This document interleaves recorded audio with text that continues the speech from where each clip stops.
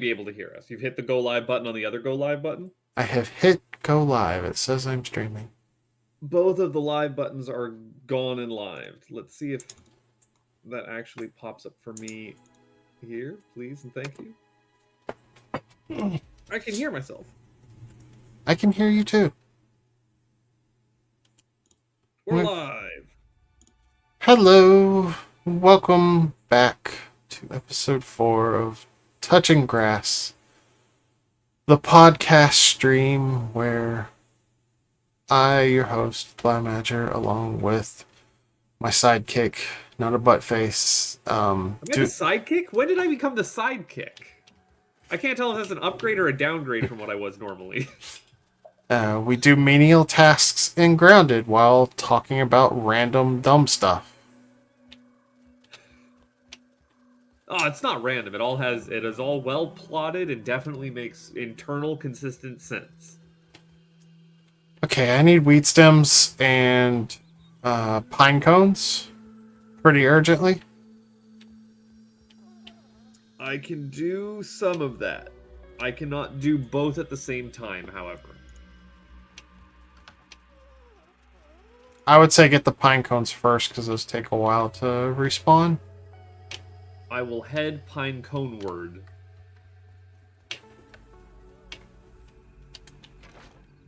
We can get there. I believe in us. Everything looks good from here. Oh, hey, there's weed stems right here. I guess they didn't reach.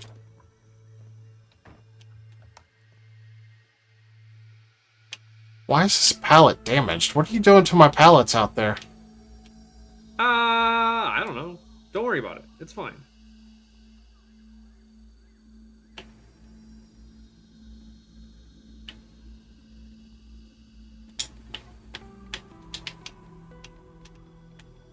Pine cones.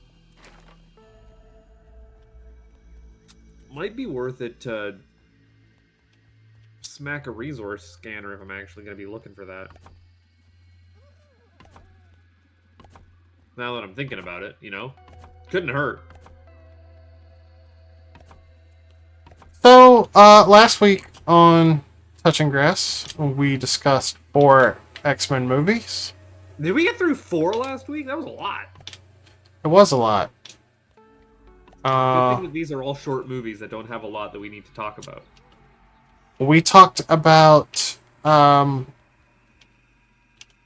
The Last Stand. And then we moved on to The Wolverine. And then we talked I like that one. And then we talked about Days of Future Past. I really like that one. And then we talked about Apocalypse. Definitely was a movie that I watched.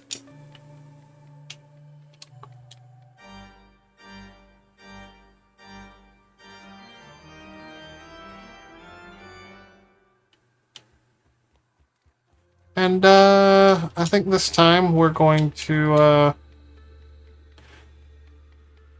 discuss the last of the McAvoy films,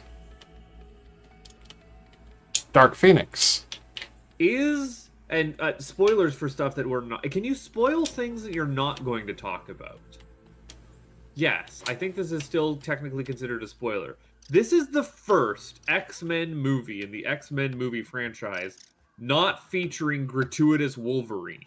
Is that correct? No. Ah, dang it. Which one did not feature Wolverine before this? Well, okay, there's a difference between featuring Wolverine and featuring gratuitous Wolverine. Oh, okay. Wolverine was in Apocalypse for like 5 minutes. Yes. Before he ran off into the snow naked. I mean, we had the whole kids sneak into Alkali Base, or Alkali Lake bit, where that was like their big team bonding moment. I would say that was still featuring a Wolverine. Also, he showed up in First Class for like 10 seconds to say F off. His gratuitous cameo.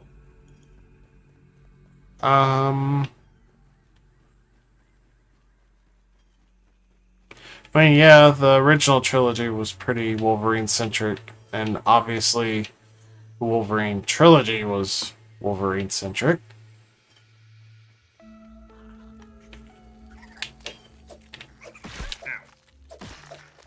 But anyways, this is wholly focused on the kiddies of the group.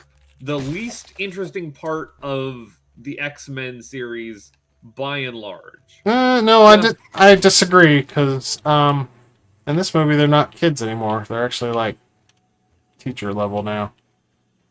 Are they? Yeah, they are. They're young adults. And it's also But they're still babies. It's also your normal main cast of X-Men. You know, Cyclops, Storm, etc. Well, before we get to that, we also have the initial flashback scene that opens the movie, where Jean Grey is in the car and this opens doesn't do something terrible. This movie opens up very similarly to the way the last movie about Phoenix opened up, with a flashback of Charles like recruiting Jean to his school. Except this one starts in a different way. Yes. It doesn't actually have him recruit. Charles isn't for this flashback at all. Yeah, he is. Do they go to the hospital where her dad, spoilers, is like, I don't know why I'm saying spoilers. You're jumping ahead. Let's just go ahead and start talking about it. So, we start in 1975 in a flashback. Jean Grey is a little girl in the back of her parents' car while they're driving down the road. She's complaining about the music on the radio. Her dad is played by an actor who I love to see, but I never remember the name of. But he is fantastic in everything I've ever seen him in, and he's amazing in this movie. We'll get to some of his scenes later. And she's also complaining about some Warren Zevon on the radio, which is uncultured. We love Warren Zevon in this household. Good music. And she asks if they can change the radio, and their parents are like, no. Basically. I mean, I think the exact line was, I'll make you a deal. When you're old enough to drive, then you can listen to what you want. Yeah. You did say pine cone you needed, right? Yes. No, that's what I am doing here. So it's unclear to me whether Jean is doing this intentionally or if she just gets emotional about it and fails to control her power, but she ends up changing the radio station with her psychic powers. And I guess her parents know that it's her? Yes. I think she also ends up crashing the car, right? Like she's having a full psychic breakdown. Well, she doesn't crash the car, but playing with the radio distracts her parents enough that her mom runs head on into like a semi-truck or something. Yeah. Which kills both, yeah, it kills both her parents, and she's saved because she has a psychic shield up. Yes. And then we go to the hospital where Charles Xavier approaches her.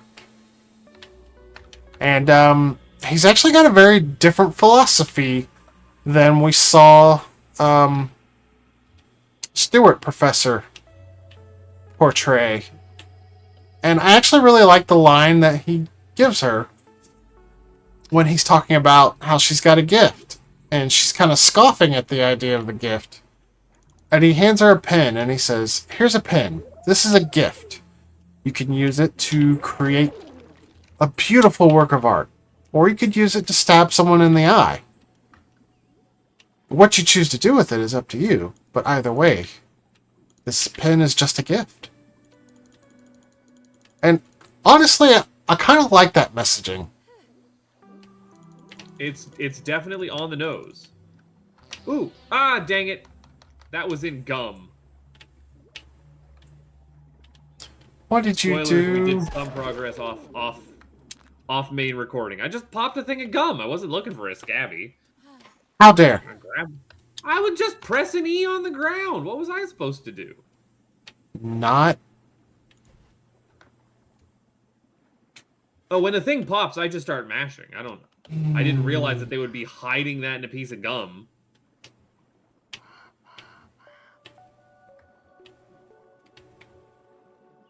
Anyways, we flash forward in time because after the world just about got ripped apart by super mutants, now the Charles Xavier Schools for Gifted Whatevers has a phone line directly to the president because they kind of need to know if super mutants are going to rip apart the world next time and who can possibly stop that.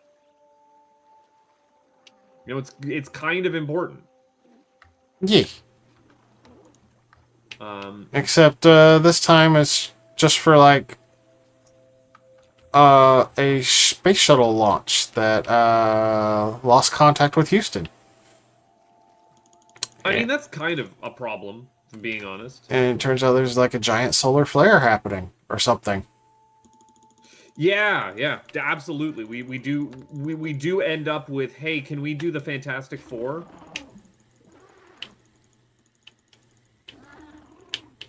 That is how the Fantastic Four ended up being the Fantastic Four, right? Space disaster gone wrong? Yeah. That's what I thought.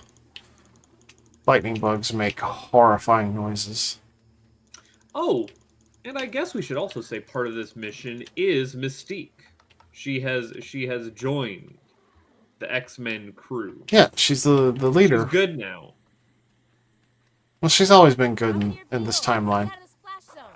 Well, she's been morally gray in this timeline. She's been conflicted. I mean, everything she has done... Reasonable and understandable, yes. ...has been to save mutants. You could argue that when she was not good, that was also her goal. But we don't need to have chess about this. It's fine. It's fine. Anyways, the X-Men and their X-Plane can just zip off into space now. It's cool. It's fine. Don't even worry about it. Actually, Hank was arguing with Charles about that. If you remember. Oh, yeah, no, absolutely. They can just do that now. They're able to enter into geosynchronous orbit.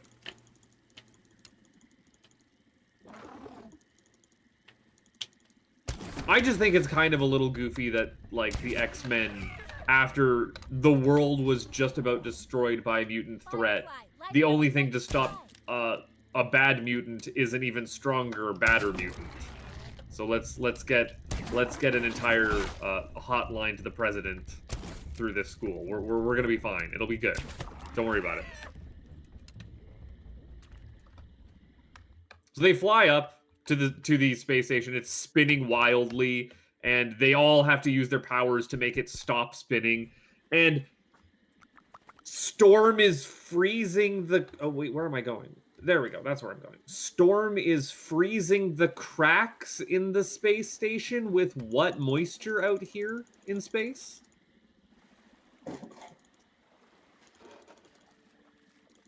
Or is her mutant power that she can just conjure mass amounts of water enough to, like, completely airtight seal things out of literally no air, thin air? There was... I don't think they said she was freezing it. I think they said she was just sealing it somehow. But I mean... With what? There would have been air in the shuttle. Yes. I'm just wondering what you seal that with, if not by freezing. I have got all of the pine cones. I will now come back.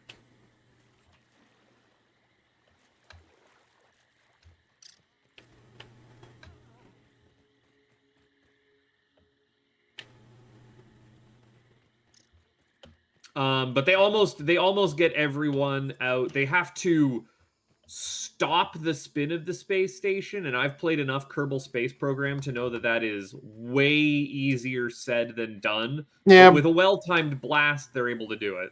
Yes, Cyclops just shoots one blast off and slows the spin. That's totally how that works, right? Somehow doesn't tear it apart completely. Well, he's dialed it in now, you see. He's had his big learning journey the last time and can totally control it. It's all good. But oh no, there's one man left in the space station, and someone has to go in and rescue him. They can't just leave one guy, just a guy. It would be unethical. That's a little bit of a point of contention between Charles and Mystique. Yes. But, we get another cool scene with Quicksilver after Nightcrawler teleports him over, and he goes and, rescues all the dudes in like a second. But Oh, yeah, I guess that does happen where we get another speedster scene. It's not as impressive as either of the others. no, we don't get like some great montage music. It just kind of happens.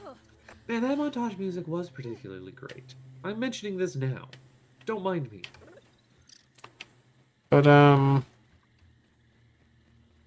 Those aphids look like they have things to do, and yeah, before we go any further, really, I would like to say though that Apocalypse did do one thing that I commended it for. Yeah. And that was at the very end of the movie. We got to see our main cast of X-Men wearing their traditional costumes. Mystique had her white sleeveless like tunic dress thing. Cyclops had the blue with the like yellow bandolier thing. And Nightcrawler had his like I guess it's like a black outfit with like a red vest thing over it. You know what I mean? Yeah, They're it is classic it is a vest. costumes. But for this one, they just went right back to the first class costumes. Actually, the like yellow and blue ones. What are you? Why do we have the wolf spider all the way out here by the bottom of our base? What the heck's going on? There you go. Good job, bud. That'll do ya.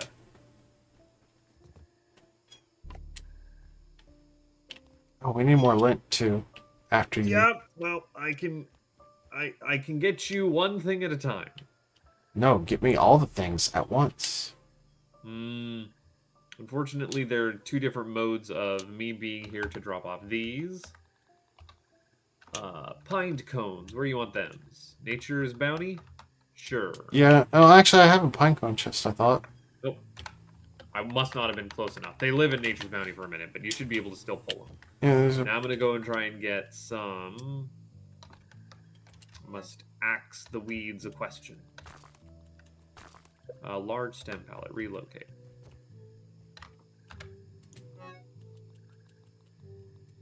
It says I can grab some from over here. Let's try that over there. That'll be enough to do her. Anyways, rescue the folks. One guy left on the station, and so we're gonna send Phoenix, or not Phoenix, Jean Grey over there. She thinks that she can get him. Well, she holds it together. She says she can't do it from the safety of the X fighter or whatever it's called. But she could do it if she was inside of it. And so Yeah. she's concentrating to hold it together while Nightcrawler's zipping and zooping around trying to find the guy. Finds the guy, doesn't have enough time to go back to Jean Grey, so just teleports back to the ship just in time for the shuttle to blow up. What? Where did you come from? I've got some Orc Weaver Juniors here.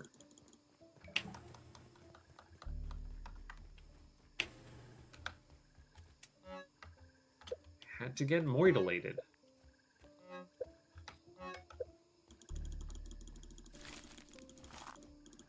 And then the space gunk that made Shadow the Hedgehog shows up. So I guess the way Phoenix That's not so is awakened in Jean is for her to die. Is that how that works? I thought it was just that the space gunk happened. It seems to be that in this one, but it could also be that the space skunk did kill her. But it's either way, it's made unclear in this movie. Things in this movie made unclear? Couldn't be. But she basically absorbs all the space skunk into her. And then she comes back to the ship perfectly fine. Just absolutely fine. In fact, feeling better than ever. Well, no, that she's passed out, and then she says she's feeling better than ever, which is definitely a good thing to happen around space gunk. That has never gone wrong for anybody ever. Exactly. Exactly. And Raven's a little bit ticked off. Just a little bit. At Charles. Yeah. That was reckless endangerment of minors. Except they're adults now. And Can we pause they a second? they have a little bit of an argument about it. An argument. Oh, I do have Ollie here on still. Good. Who? Why?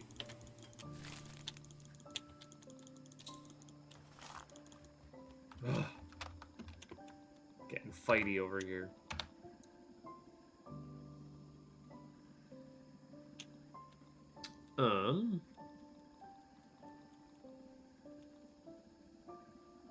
Oh, hey, we have a recipe to make sturdy whetstones and sturdy plating with bug parts now. Oh, cool. Cool. Yeah, we need Cool. we need to kill a lot more ladybugs if we want sturdy plating, though.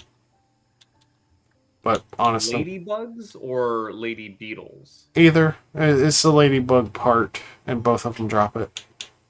Okay, well, I mean, we can do And that. spider fangs from wolf spiders are used for the sturdy whetstones. I've been doing what I can to exterminate. We're getting there. There's Also, Definitely not an urgent thing because we do still have plenty of actual shards. Well, not anymore. and while they're having this argument, Mystique and Hank kind of reminisce about being the only ones left from the old crew. The first class.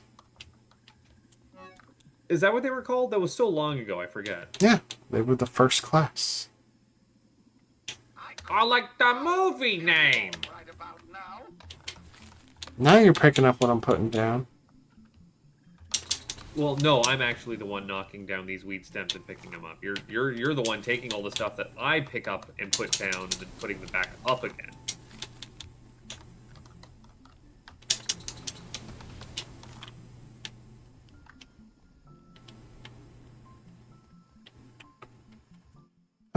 So, Oh, and she also, in this argument, she does make a salient point about they should call us the ex-women because we are usually the most powerful. well, I think the line was, it's usually the women bailing out the men here, so you should really think about changing the name of the group to ex-women. Yep, that definitely does happen, normal size which is a little third wave feminism right there. And also, I mean, like, she's not wrong. Also, it's kind of a problem when most of your women are the walking nuclear disasters. But like, let's not concern ourselves with that. Where to find? Oh, that's all up top there. Well, I can't get up top there. It also kind of opens you up for your dumb joke you wanted to make. What dumb joke? What? The dumb joke you wanted to make. I legitimately don't know what dumb joke I was going to make here. About me. I also don't know what dumb joke I was going to make about you. Sorry. No, completely lost. I don't know. About me being an ex-man. We have not made that joke. Sorry, that was not a dumb joke. That was just a joke I'd forgot that we forgot to make. I can't believe we made it this many streams in without making your hosts man and ex-man. That, like, just the worst. We're the worst at this. We cannot do our jobs. Well, I say it's a dumb joke because, I mean, technically speaking, I was never a man. I was just playing one on TV. Exactly. Exactly. Dang, you got on TV? I haven't got on TV yet. I have been on TV, actually. No, they don't let me on TV. I have a voice for radio. Yeah, I was on TV when I was in 9th grade. Went to New York City, and I was in the Macy's Thanksgiving Day Parade. Can we not? Oh, why can I not just get weapons selected? It's fine. Ow! Can you? I'm having a minute here with some fireflies. Can you get hit? Why?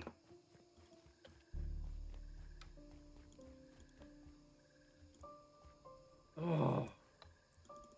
I need a stabby poke 'em. I need a stabby poke 'em like yesterday. There we go. Alright.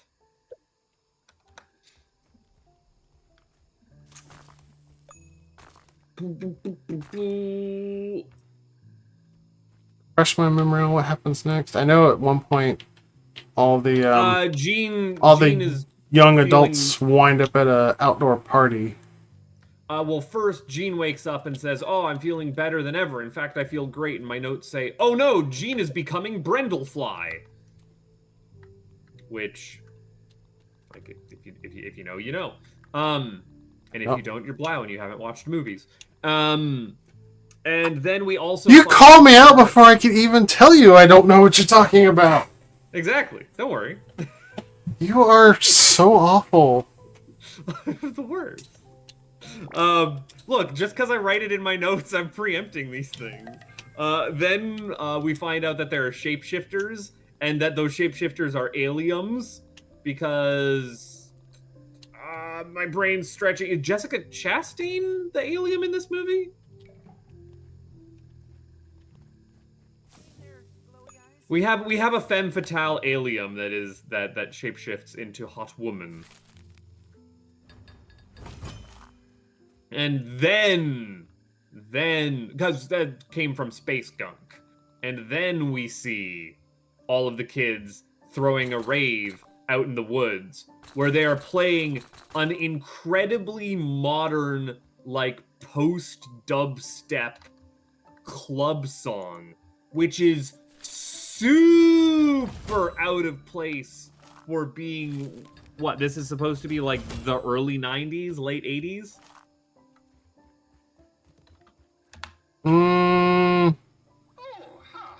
That, because you Probably got about there, one yeah. mutant being like the sound system speakers. They're doing the thing from Detective Pikachu where the Pokemon are the sound system, but this time it's mutants, because mutants are Pokemon as far as I can tell.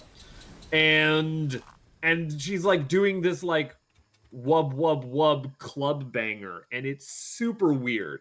We also then see Storm doing more ice power nonsense. And I'm like, wow, Storm got Frozonified now that we don't have an ice mutant.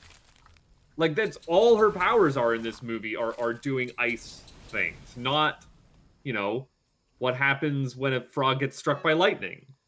Really dumb They line. just turned her into a freezer. I mean, better than making dumb lines like that. It's a great line. It's a terrible line. It's a great line. It's like totally ruined her character.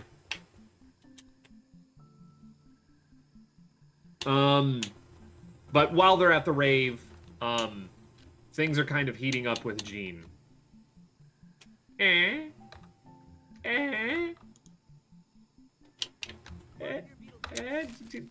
Heating up with you.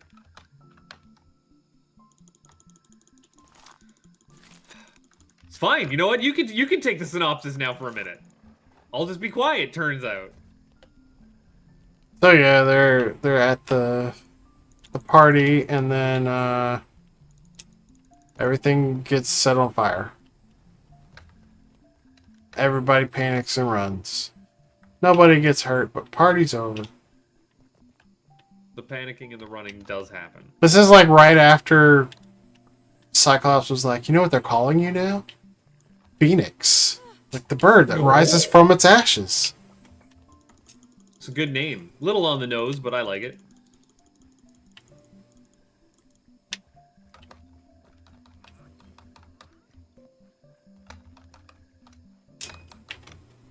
Can these not just roll all the way down here? Just stop it, please. Thank you. Surprisingly not terrible. Okay, alright. I just can't have nice things. Or rather, Blau can't have nice things because I'm not able to get them for her because this bug is just... Ugh. Oh, another one!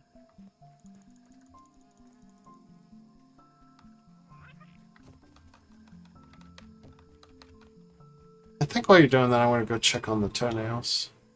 Nope, I'm gonna head over there right away. I'm just grabbing the last stuff. Like, leave that for me. You keep building. Or unless you want to go do a lint run. Well, I can't really build anything at the moment. Yeah, then lint run it up. Because I'm grabbing you burrs and weed stems.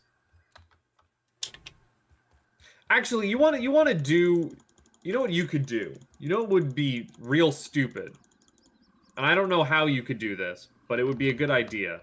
If you built something over in the weed stem land where I could just start sticking weed stems on zip lines back to our main base, just straight across. I would have to build a tower for that. Yeah.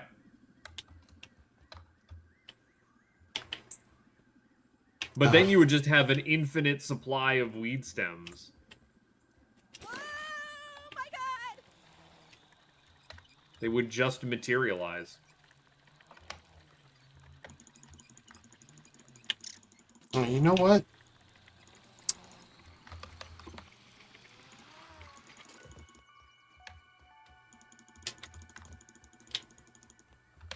It doesn't have to be a sturdy tower. It doesn't have to be something to last. Or like, you know, like what we have at our like outpost, right? You know, just a thing to get the job done.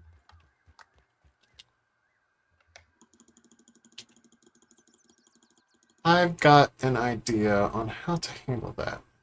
Why don't you take over the synopsis for now while I concentrate on what I need to get?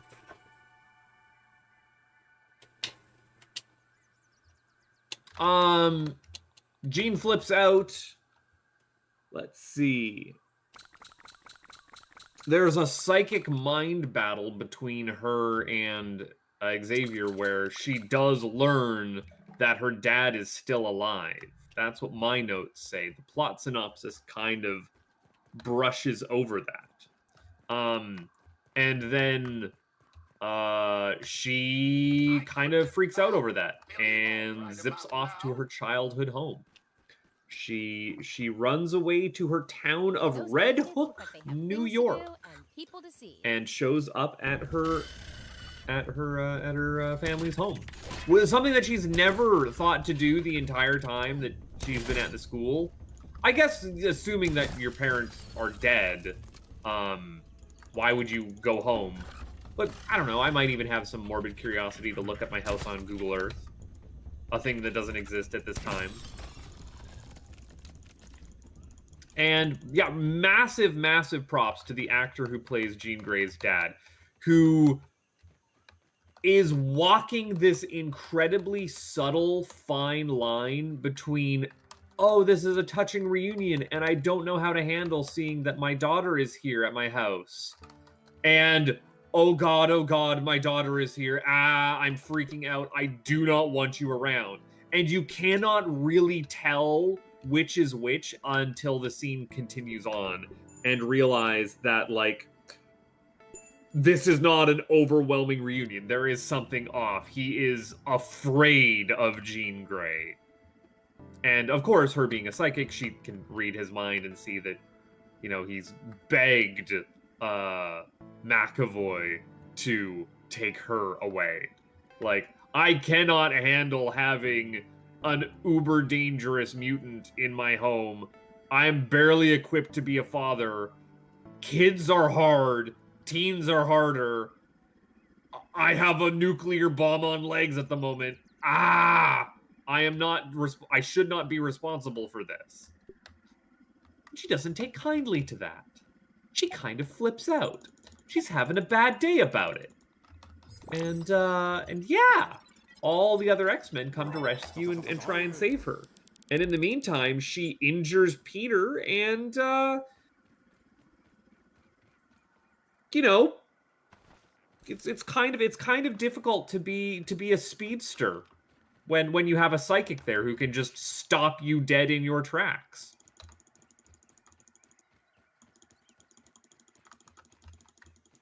Any comments so far? Nope, we're covering it pretty well. And so, yeah, then they have a PG-13 fight where no one gets impaled on a spike that you can actually see on screen. But for some reason, Mystique is not in the rest of the movie. Everyone seems a little bummed out that she exited stage left. Or rather, exited stage pan up from the giant gaping hole in her chest. What are you on about? I'm on about is that this move that Jean Grey absolutely pincushions, or maybe should I say Logan's Mystique. Spoilers. What are you talking about? And I was worried about Deadpool 2 spoiling that. It's all spoilers on the table, baby.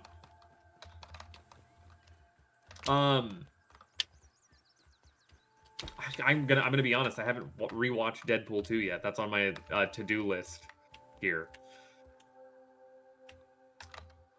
But yeah, Mystique gets turbo pincushion. She gets impaled on a spike, but it is a completely bloodless, non-violent, just kind of happens off screen.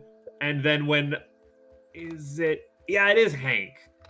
Because Mystique is doing the whole, before this, Mystique is like, you know we're the last ones left. I've watched a lot of good cops die in my day. Oh, I'm not going to be long for retirement here. Last day on the job, I sure do hope I don't get pincushioned. That sort of old cliche. And then what do you know it? She gets pincushioned. You didn't survive to the end of the movie. You're the tragic sacrifice. Yep, and don't worry about it. Then Jean Grey is freaked out by this and disappears. Actually, runs away to go and speak to some other mentor who might be able to help her. Yeah. And meanwhile, Hank, who was in love with Mystique, has lost his mind to grief. Yeah, a little verklempt. Not doing so hot. And it comes to my attention now that we've had this is four. This is 4 movies with Hank in not beast mode. And the CGI for beast mode is not even particularly great. Like, it's okay. But we had X-Men The Last Stand where we had Big Daddy Hank like just full out beast moding the entire time. And it looked fantastic. It looked great. And they're just too... It is done for budgetary reasons that they won't just give you a big furry blue man. No, we can't have that. I'm not allowed nice things in this house, and it's because Hollywood is a coward.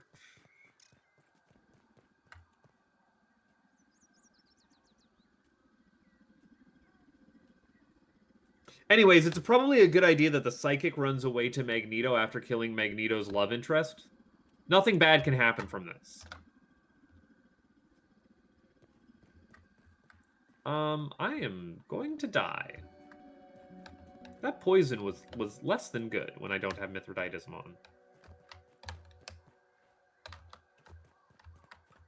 on. Don't get caught up on things. Can I dump these off? You need to live here. Anyway, To live in here. Jean Grey finds out where Magneto is. He's got a nice hippie commune going on. Yeah, where he takes in mutants. I like that it's built out of shipping containers, because that would be, like, super easy for him to build out of. Yee.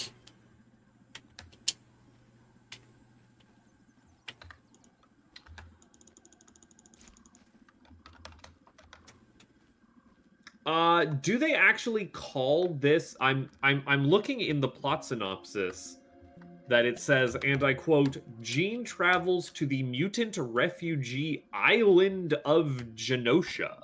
Yes. I did not realize that they were an island here. I thought they were just, like, out in the forest somewhere. Is Genosha a word that I'm supposed to recognize from something? Or is it just, like, a famous X-Men location? I don't know. Oh, okay, I'm at the base. What's going on? Just larva. Just larva, eh? Oh, where are they? No, they're attacking you. Me? I think so. Where are they? Don't know. Do you see them over there? Nope. I can go check our base, but it's saying that there's payback coming from not here. Like, I'm down at our stairs, I ain't seeing anything.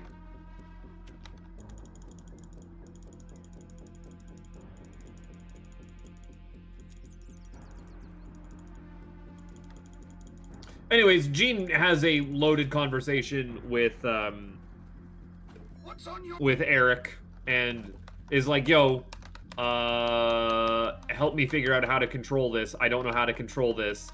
I'm afraid that I'm going to do something terrible, or maybe I've already done something terrible. And she doesn't allude further, and he doesn't probe any further. Oh, you defended the base. Good for you. They didn't do anything. It said base defended. I also just had 2 aphids absolutely impale themselves on our spikes down at the base here.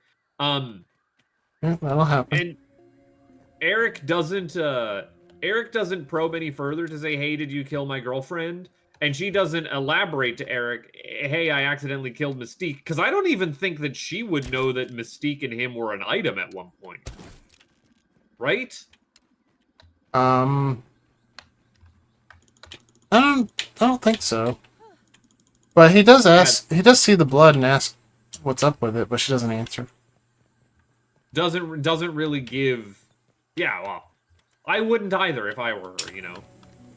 And then the U.S. military shows up, and they're mad because of reasons.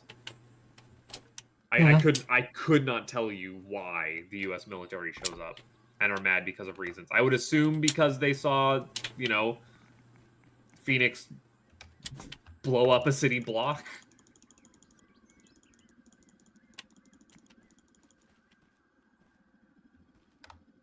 Eric has difficulty. What? It's the military. They get mad because, you know, anything.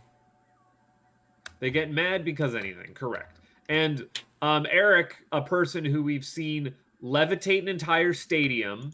Also, that again, I love that it's JFK Stadium. I didn't realize that. Thank you, plot synopsis, for explaining the joke. We see Eric, who's capable of levitating an entire stadium, and in the last movie, mind you, I claim that he's juiced up on Apocalypse power unlocking. You say that it was just his innate ability that he had the entire time. Either way, he was tearing apart the very magnetic core of the Earth. Here, Magneto struggles to move a helicopter because power scaling's a little wonky in this movie.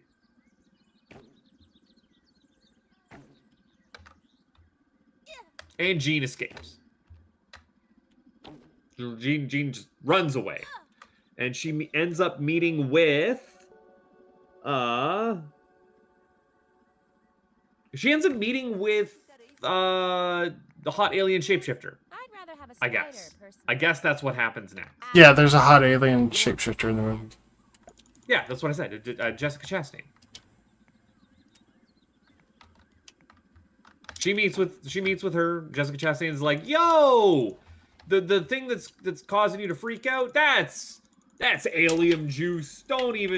Do not even worry about it. That we're a bunch of shapeshifters on Earth, and you know we colonize. That's what we do. We're colonizers. It's fine. You know that space juice.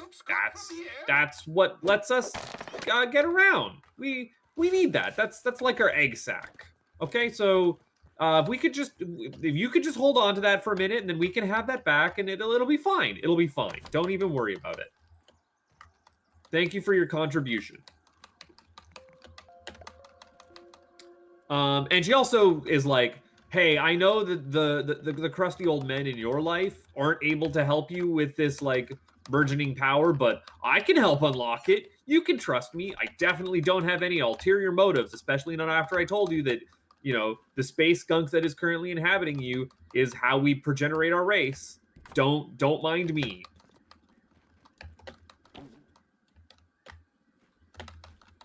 Did that get everything here? Is there anything else I can do way up top? What am I getting? Nothing, eh? Nice view of the yard.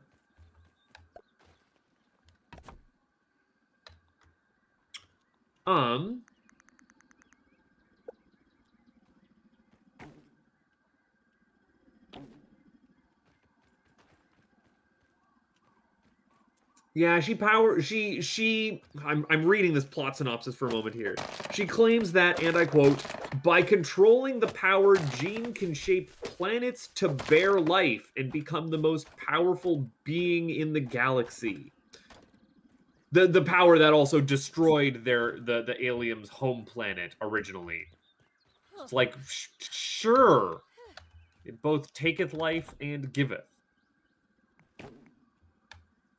Why not? Let's keep too steep my butt. And then meanwhile at a different location,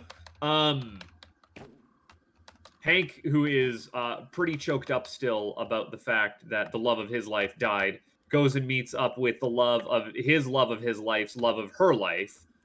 Eric, and is like, yo, Phoenix went murder psycho and killed your girl, and I'm choked up about that, and you're gonna be choked up about that, so let's pop on over there and get her. And Eric, once again, always justified in his freakouts, has a little, doesn't take this news particularly well. Called yet again to do murder. Whatever will he do? Well, he'll do a murder. He'll end up doing a murder.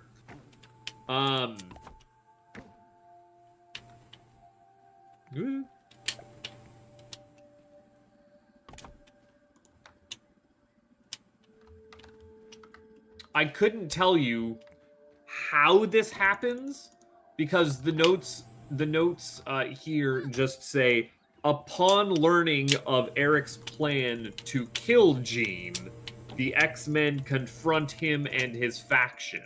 And I don't remember how they learn that. Does Beast then snitch and say, oops, maybe I did send Eric on a murderous rampage? No, because Beast is part of it. Yeah, that's what I'm going to say. Like, how do the X-Men learn of this?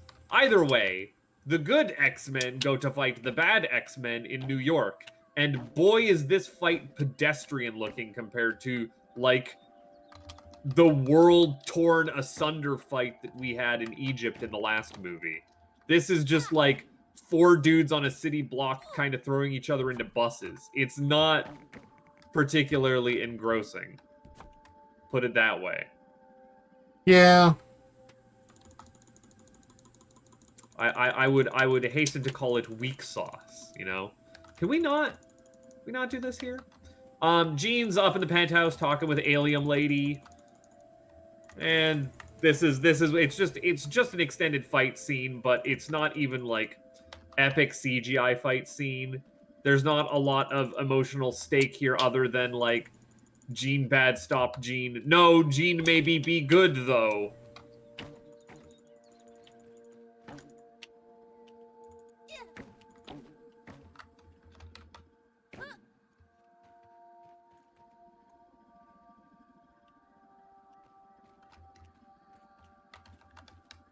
I'm just gonna let you, because you're the one who usually has interesting things to say about how these fight scenes go down and how that this movie has a lot more than just gratuitous fighting. I mean, the fight scene's alright. It's like you already kind of summed it up as not as good as what came before. Or what will come after. Power of Billy Hog right about now. I just want one big weed stem right now. I guess I can chop this down. It's fine. But Hot Alien Lady does end up absorbing Jean Grey's power, and she goes unconscious. And then, surprise, surprise, there was a mutant fight in downtown New York or Manhattan or wherever they are, and the military show up, and they use their sonic demutifiers. Like they've got wub guns. Wub guns. They got wub guns. That's what it's called. Don't even with me. And they turn the mutants off. And then they clamp them with collars and load everyone onto a train. I don't think I'm skipping over anything.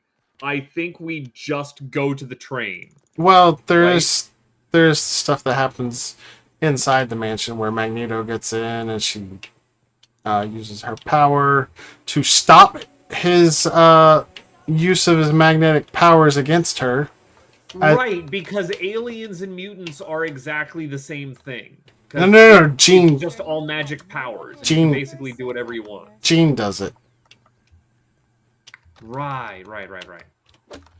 And then she starts crushing his helmet on his head until she rips it apart. I have interesting things to say about this fight scene that I totally forgot about. Yeah, there was some neat bits. And then she kind of blasts him back out onto the street.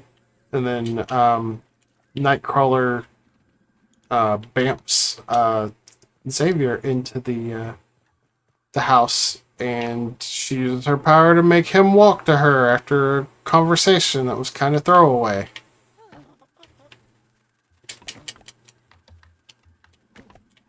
And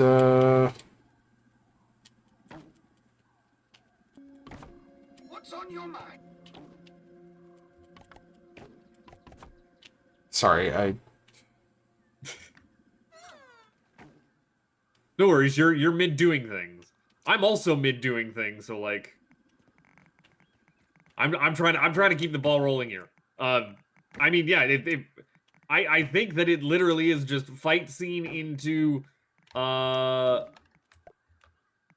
US military show up and just dunk everyone on a train.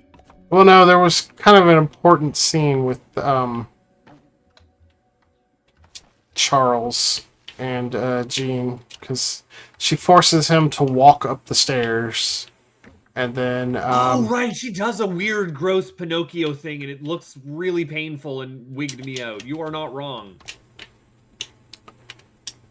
and then she also starts reading into his mind, and she sees the truth of what happened with her dad begging Charles to take her off his hands, saying, that she's broken or something. And Charles, in a stark contrast to how he treated Jean in the original trilogy, he's like, she's not broken. Or whatever. It was like a touching moment where he was standing up for her. And that's what kind of brings her back to her senses.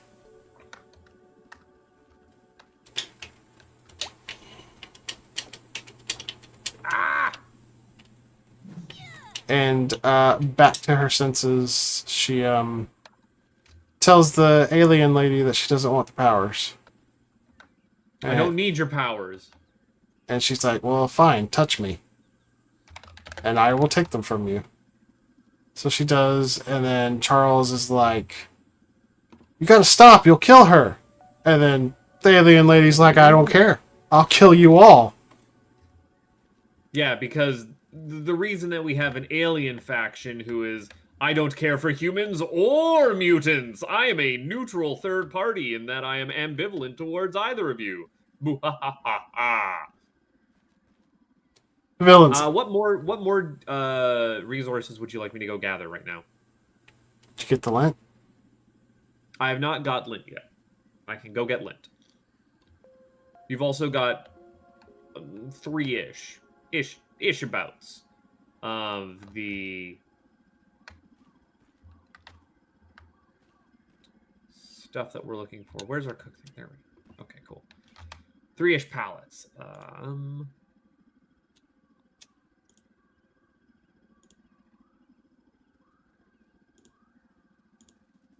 What's a good meal to make? I've got some meals already made in the fridge in the house. In the house. Oh, see, I was looking in. Okay, that's fair. I'm just kind of hungry. I was looking to grab something. It's on the way, you know. House fridge. Look at that. Oh, I love it. I love it. Thank you. Thank you for doing meal prep. I appreciate that about you. Let's go fix my mutation to throw on some Mithridatism. Well, I had to do it because you said it was woman's work. You are making me out to be a lot more sexist and misogynist than I try to be. See, this is why we were held up before the stream was starting.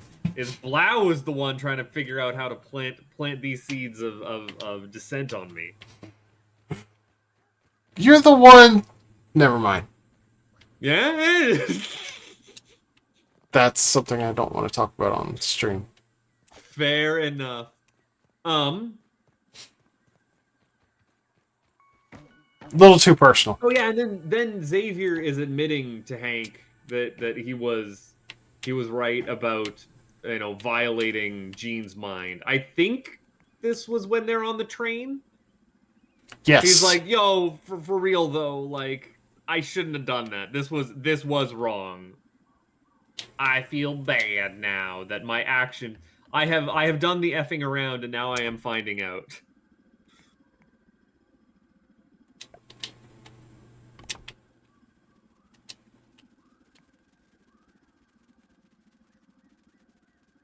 I'll let you continue with synopsis unless you would like me to handle it, because all I have is, and then the train got attacked, and I was like, this is a super dope train sequence. I do love a fight on a train. You can do a lot of interesting action sequences with vehicle move forward unstoppably, and also lets me do pan left to right for fight.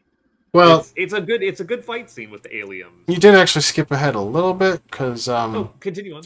Yeah, while Alien Lady was sapping her strength and Charles was powerless to stop her, Cyclops bursts in and blasts her with his eye lasers. And that's what stops her from taking all of Jean's power and killing her. And that's also what enables the Popo to capture Charles and Jean and Cyclops. And for some reason they just leave Alien Lady alone. Well, because Alien Lady's not a mutant. She's just a hot lady. Hot lady. Is that the theme of hot ladies? Have you decreed it for all hot women out there? Some assistance. No. No toenails, by the way. I looked, no toenail.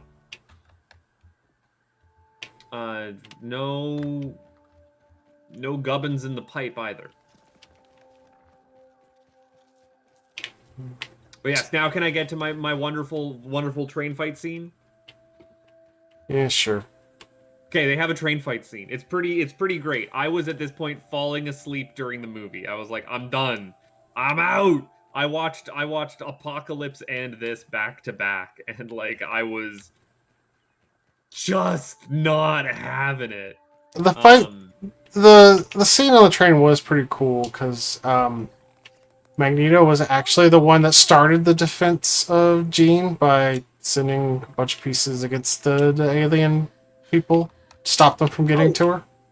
It is a rad fight scene, but like the reason that there are aliens in this movie is so that we can have good mutants and bad mutants team up against just a neutral party, and also because they're a stronger faction, like they're able to be a faction that is inhumanly strong, so that we can send our strongest mutant ever, Dark Phoenix, after them, and it still be like a bit of an unfair fight.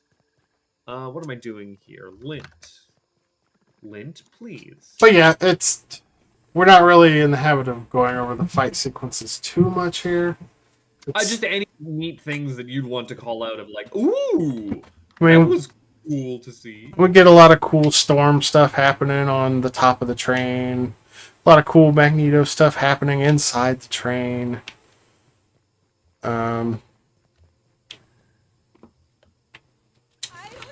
Does Storm use storm powers, or is she still using ice powers? Oh no, she summons lightning stuff. Nice. What happens to an alien when it gets hit with lightning? I don't know. Same thing as everything else. Does it? I don't know. Oh, do the aliens not get hit by the lightning? I don't know. I need to... But yeah, that's kind of our big climax. I don't remember how we get off of the train. But we really don't. The train just kind of gets like demolished completely. Like they rip that train apart top to bottom, and right, and then like alien woman catches up, and with part of Jean's power, like incapacitates everybody basically. Yep. And then Jean is like, "You want my power? Take all of it," and forces her to start taking it because. I guess apparently she overloads her. Figured out she's the only one that can handle it. So she overloads alien lady. Pops her like a balloon. Yep. And as far as we know, Jean's dead. Jean's turbo dead. Absolutely gets deaded AF. Fresh. But alien lady's gone. And then and alien lady's gone, and that's all that really matters. Really, when at the end of the day,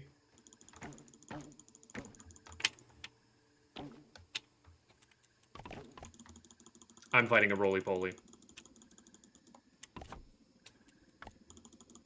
and we do get like the full like I am now a phoenix. You see as she's doing this, she like gets her wings out. It's definitely neat.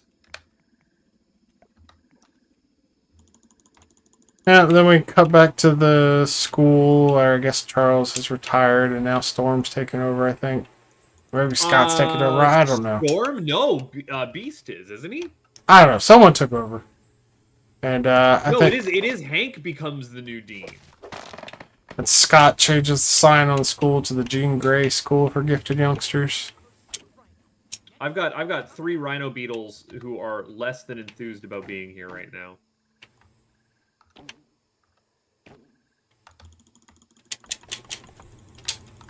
Rhino Beetles are salty, right? Yeah, I mean, usually they're pretty salty. Rhino Beetles want me to be hitting them with salt, though. They probably yes don't. No? They probably don't want to be hit with salt, but that's what's effective. What? It's fine. I'm just running away. Ow. I'm trying to run away. They are weak to salt.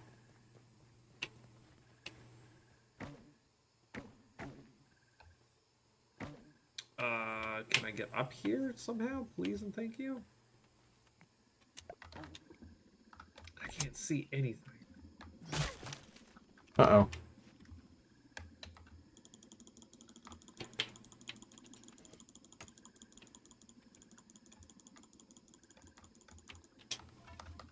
I would like to stop fighting a Blackhawks beetle at any moment now. That would be great.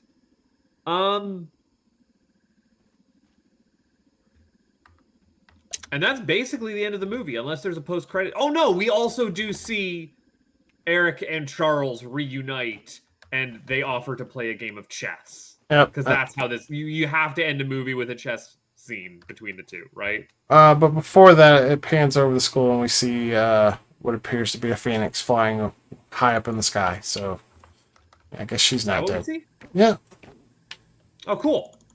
Guardian Phoenix happens. So I guess she's not dead after all, because nobody seems to die. Unless you're Mystique. Mystique dies. Mystique Turbo is dead. Just the most dead. Are you okay there, bud? Whoa! I got launched! How come the launching only seems to happen on stream? Uh.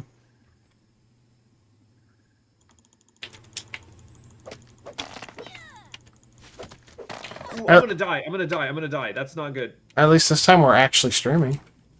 Yeah, at least this time we're actually streaming. You're not wrong. Things just got a little funky with me. Don't mind me. I'm having a normal one today.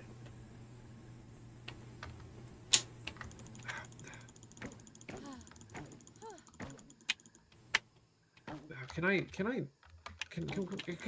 on, just take the weapon out that I need today, please and thank you. Where are you? That's a Rolus Polus.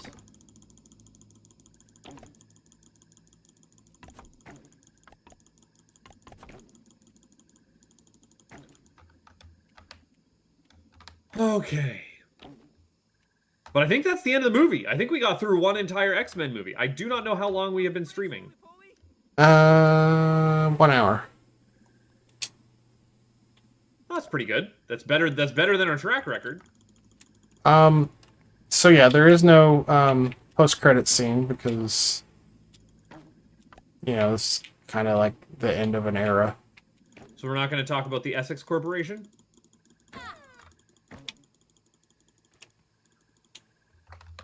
I don't know what you're talking about. I also don't know what I'm talking about.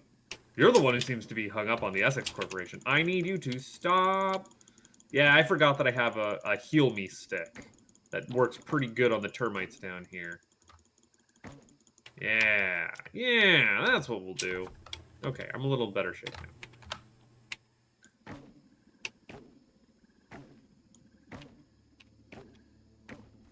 I legitimately don't know the best way to get Lint down here. Oh. The problem is I don't know how to just, like, not go on this run without killing everything down here, and there's a lot of nonsense down here. Is there lint up here? Oh, stop it.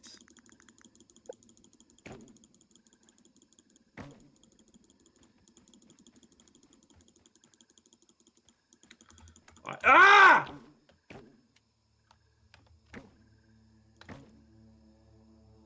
Where did you come from?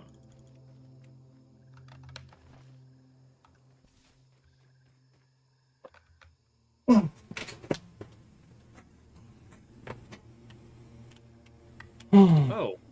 Do you mind if I get science off screen? No, go for it. Okay, because it says that there's lint in this little cave here that we never cleaned out, right standing by some science. I don't know if I'll be able to jump this pit, though. And somehow a termite got up here.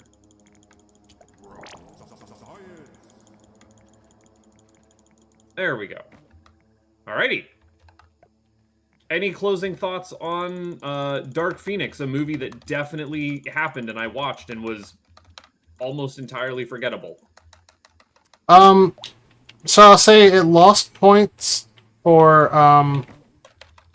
not bringing back the costumes after teasing us with them at the end of Apocalypse. But I think it was the better of the two Phoenix movies. There were two Phoenix movies?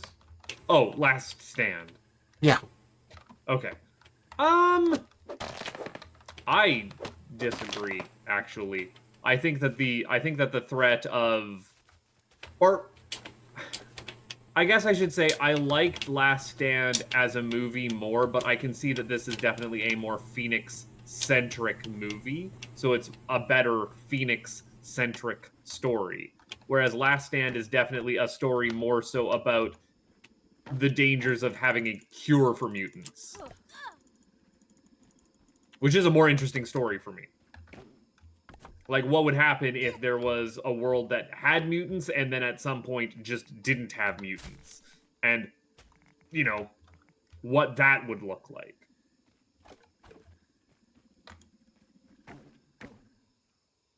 I need something here.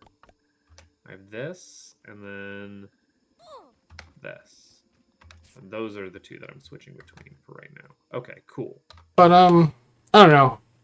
Maybe I just like it more because I kind of like the new cast better than the old cast. That's an opinion I can't follow you down. I mean, you rarely follow my opinions anyway, so... Would like to not die. You're almost like Bob in that regard. Almost. Would like to not get attacked while I'm over here. That would be great. That would be fantastic.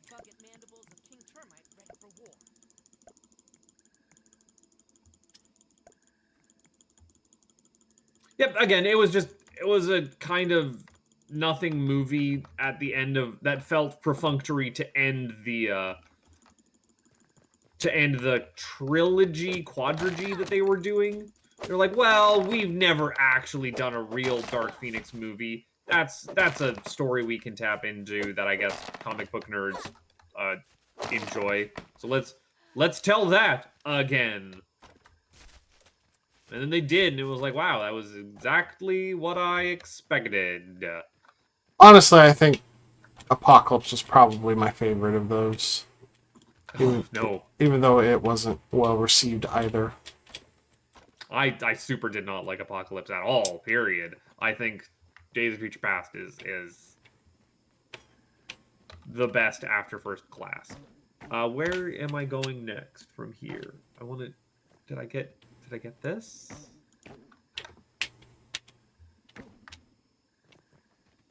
How do I get that?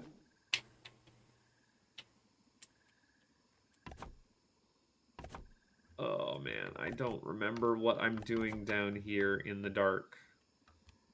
I know that I'm missing a bunch of lint, most likely. And I have it on our freaking waypoints. I'm going to have to pause to get up and get myself a drink, just so that I'm not dying of thirst.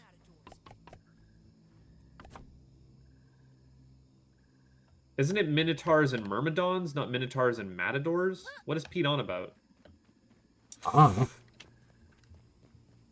also don't know.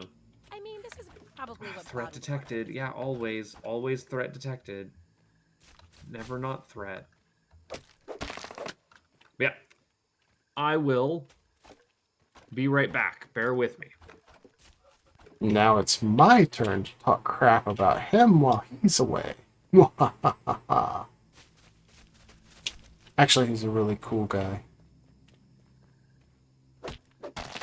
He dresses like an old man, though, but in an endearing way.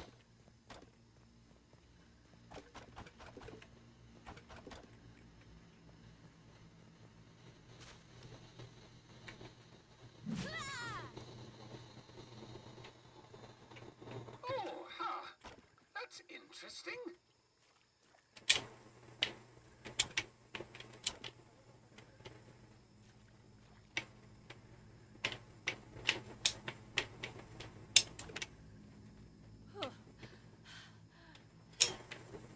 I hope he appreciates all that I'm doing for him.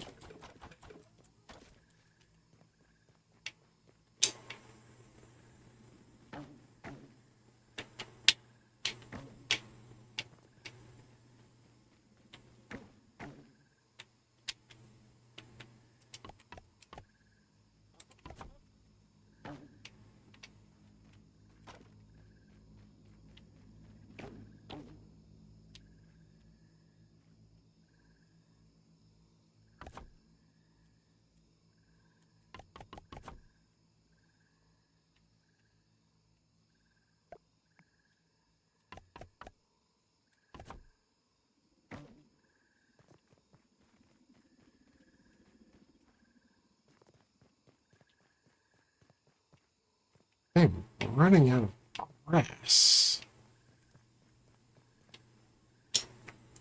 There's some... Oh yeah, there's a lot more. Ah, heck, I'm being attacked. I'm being attacked by a mosquito. Where did you come from? Like, out of nowhere. Where did you go? They just were here. Where did you come from?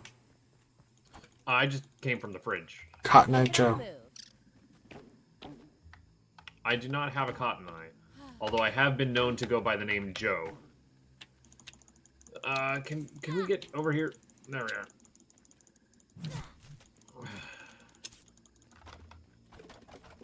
Alright. This pipe leads me somewhere. I don't know what you were talking about, but do you want to talk about a good movie now for a change? Well, we already talked about the best movie we had to talk about today.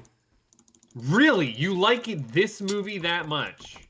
I wouldn't say I like it that much, so much as I really dislike the other two. The other two are the better movies. Whoa! It's fine. It's fine. It's fine. Is it? Now, all this lint is just going to end up down there in the pond, isn't it?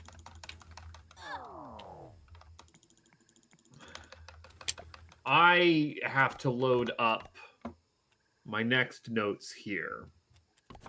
Just give me 2 seconds. Do you want to lead off with some complaints about Logan, the one movie that I rewatched? No, because we're not talking about that movie next. We're talking about New Mutants.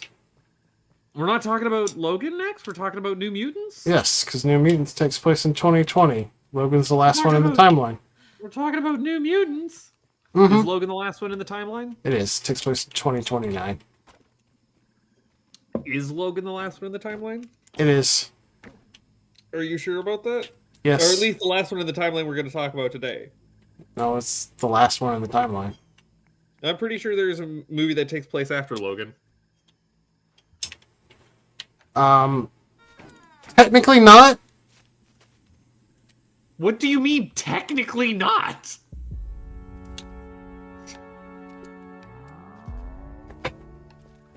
Can't really get into that right now. I am very confused. Yeah, we'll have to... Making a note of this conversation for later, because what the heck are you talking about? Anyways, alright, I'll load up my New Mutants notes then. That's fine. New notes, New Mutants. Alright, this is a blind watch. Look, to answer your question, Deadpool breaks the fourth wall all the time. Yeah? So What does that have to do with timeline? Deadpool does not take place after 2029. It just doesn't. Okay, sure, alright. Sure, it's fine. I still think you're wrong, but we'll get there. We have a whole week to figure out how to get there, but we'll get there. Look, I can't be wrong because it just doesn't. That's fine. Don't worry about it. We will talk about this when we talk about this. I'm not too worried. You shouldn't be worried either. We're safe. Who said I was worried? So they Stranger Thingified mutants. Like, they absolutely Stranger Thingified the mutants. And you know what? I also kind of love that. Let's do throwback 90s, and let's also at the same time throw back to when movies were 90s minutes. Hey, Buttface. That's me. Did you know that there are 2 wolves inside you? Yes. And definitely not 2 bears. No, one of them is Wolf Job. I knew that would get you. I've been saving on to that one. You're just lucky I went for the 2 wolves joke. Well, I mean that's what they're doing, right? I got real kind of like oofsy daisied for a minute while I started this movie. It's like, I don't know if they're going to do some weird cultural appropriation nonsense, but no, they kept it fairly respectable. It was not too bad. Yeah, so our movie opens up with our protagonist, Danny, a Cheyenne, Like it's all still here. living on a native Out onto res. a native reservation. And a disaster is happening. Her father's waking her up in her bed, telling her, Danny, we gotta go. So they started running. It looks, The tornado's yeah, here. looks like a tornado because things are just getting flung around. Cars are exploding when they hit the ground. And like the wind is just growling. Growling. And Wind can growl? Oh, did we accidentally watch Twisters? I think so, yeah. Oh, that's the problem. But her dad tucks her away out in the forest, hiding in a tree, and she is like, just stay there, close your eyes, don't worry about it. And then Daddy go bye-bye. Yeah. And she wakes up in hospital, I believe. Yep. Yep. She I wakes up then after that in a decrepit hospital, which again, it's really hard to tell the time period of this movie right off the bat. You're like, is this a period piece? Because everything's pretty old and decrepit, and we didn't really have a lot of establishing stuff, and everyone's kind of wearing, you know, the raggedy mental institute clothing. You know the stereotype. I'm in the water. I don't want to be in the water. I want to be above the water.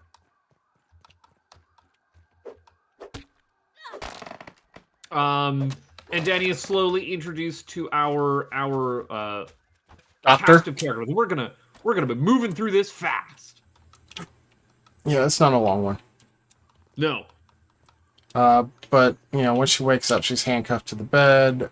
She sees something in the vent above her that quickly disappears. And You can't tell how much of this is her just like still tripping or feeling the lingering effects of being passed out versus the like nightmare she has. anyway, the doctor meets her and is like, you know, I'll let you out, but you gotta calm down or whatever. The good doctor. Did I say good? I didn't say good. No, I'm just saying good doctor. She's very kind and nurturing at this point. She's being accepting and trying to help. And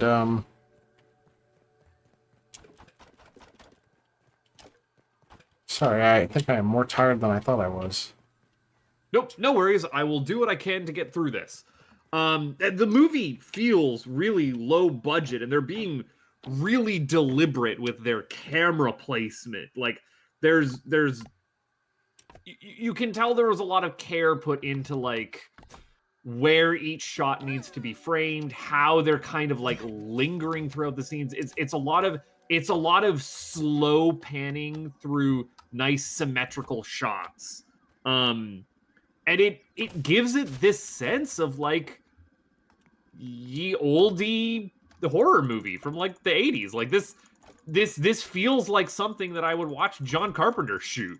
I'm down for it. Like I'm there. This is great. I can't tell if this is just like a new director trying to show off, but the psych ward setting is presenting this novel twist on mutants as an allegory, not for, you know, not for like social issues of the time, but here we have them as maybe mutants could be an allegory for those who are neurodivergent. You know, that is another place that you can take this and it be reasonable. I don't know how well this metaphor will mangle on top of the superpowers and like again, spoilers for later on in this movie, but our main protagonist is another woman who is a nuke on legs. She has powers that are too dangerous if she lets herself fully. Okay, you gotta stop with the spoilers. This is not the time to reveal that. Wow, it's pretty obvious. Like It's not obvious. Blau, We'll get these to are it. We'll the get notes to that it. I took. These are the notes that I took while I was watching the movie, and I've already called it here before the doctor says the man I work for. Before we're even introduced to the breakfast clubs, I say, and again, spoiling, girl has a bear monster inside of her, is what I call out in my notes. The movie is not subtle about this, not in the least.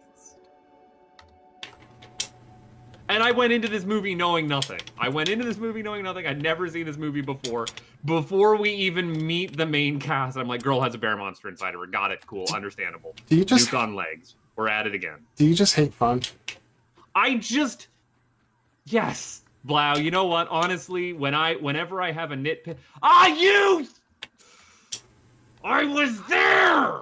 Whenever I have an issue with a piece of media, it is because I hate the media and I hate having fun. I just want everything to be lame. You are correct. Sounds about right. Yep. It is a me problem.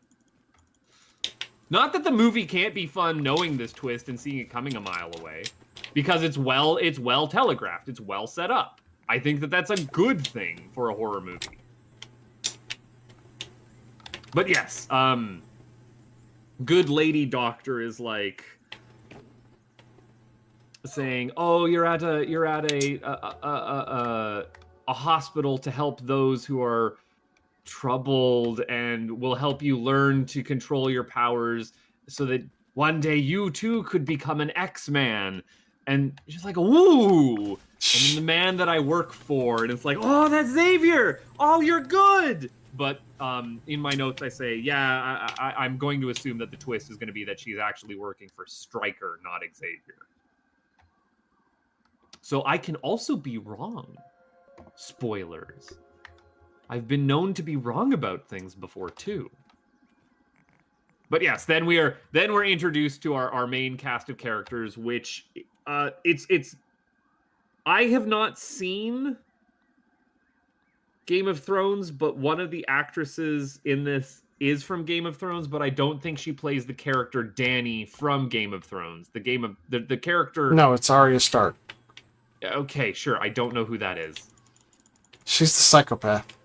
I also still don't know who that is. As far as I know, everyone in Game of Thrones is a psychopath. You're not wrong. Fair enough. Can I not break that? Oop, I guess not. But yes, we have a shy Catholic girl with Catholic trauma. We have a mine worker who does not want to die in a mine. We have the rich kid in the psycho ward who... He's really hot. Doesn't have any problems. What? He's just really hot. He is really hot. Okay, like I'm not gonna put like these are minor characters, so like we have to be PG about this. But he is portrayed to be the pretty boy of the group. And and then we have like legitimately damaged goods in the form of Anna Taylor-Joy, who is not doing her best work in this movie. And her name is Ileana. Yeah, that's what I said. Anna Taylor-Joy. Who has her emotional support puppet. So I forget the name of it. This is a character that I really hated at first, for obvious reasons. Really didn't like her. One, she's meant to be like the catty bitch of the group. But two, she's just super racist. Yeah, she just seems rote. Like she's doing Mean Girl. I gotta run through Black Widowton. How about you don't actually with me today? Black Widow, please and thank you. It's wrong Marvel property. I'm glad that we don't have to do 17 more touching grasses and you can suck me into talking about the rest of the Marvel Cinematic Universe. But go on about your complaints about Ileana. She's racist. Like, super racist. At least at first. Yeah, she sucks. And I also like the fact that Dany, like is having none of it. So, like... she's just like, Yeah, I've heard all of this before. Do you think you're the first person to make, like, racist cracks at me? Are you kidding me? So Come on, get some new material here. Buttface is just all over the place and doing like a really bad job of actually covering the plot because he's jumping around all over the place. But The synopsis here actually just does say Danny is introduced to 4 other teenagers. so That's all it says in my like synopsis reading. So yeah, like so after the nurse lets her out, they're talking on the couch, and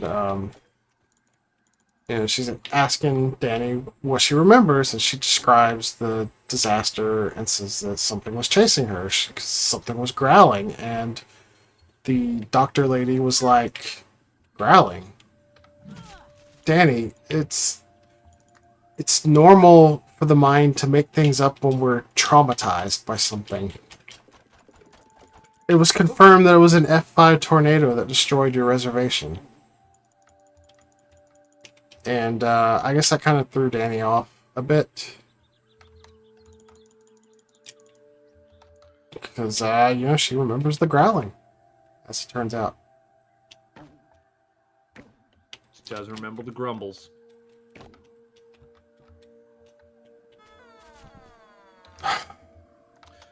She also... I don't know where this is, because again, I'm going to be jumping all over the place here, but they're kind of like let out into free time. Well, okay, you're jumping ahead again. So after this meeting, it cuts to like a group therapy session, and this is where she meets the other kids. And then the one that plays Arya Stark, what was her name? We've got Sam, Bobby, Ileana, and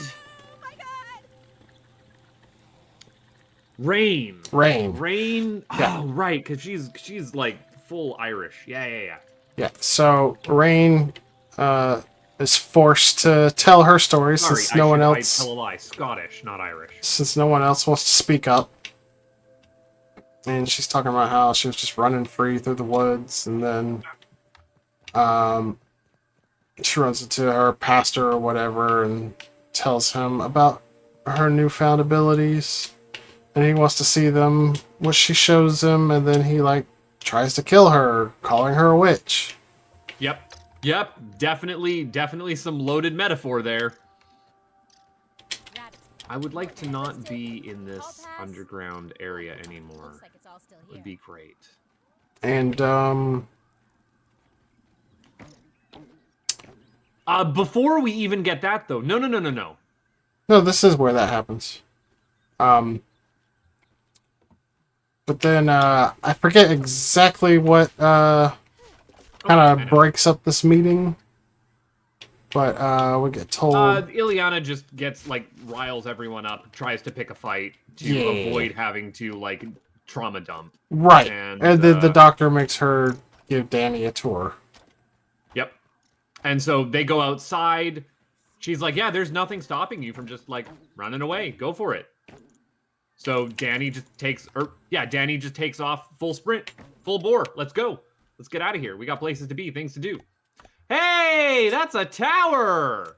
Way to go, girl! Look at you! Build onto the heavens. Can I... Oh, you're making a bounce tower. Surprise! Ooh. Whoa! How do I... Are we good to go? Not quite. Is this gonna be safe for me to transport things up through? Yes. Just make sure you hold forward when you're trying to get to the top. I'm... How? You walk into the wall and just hold forward. Oh!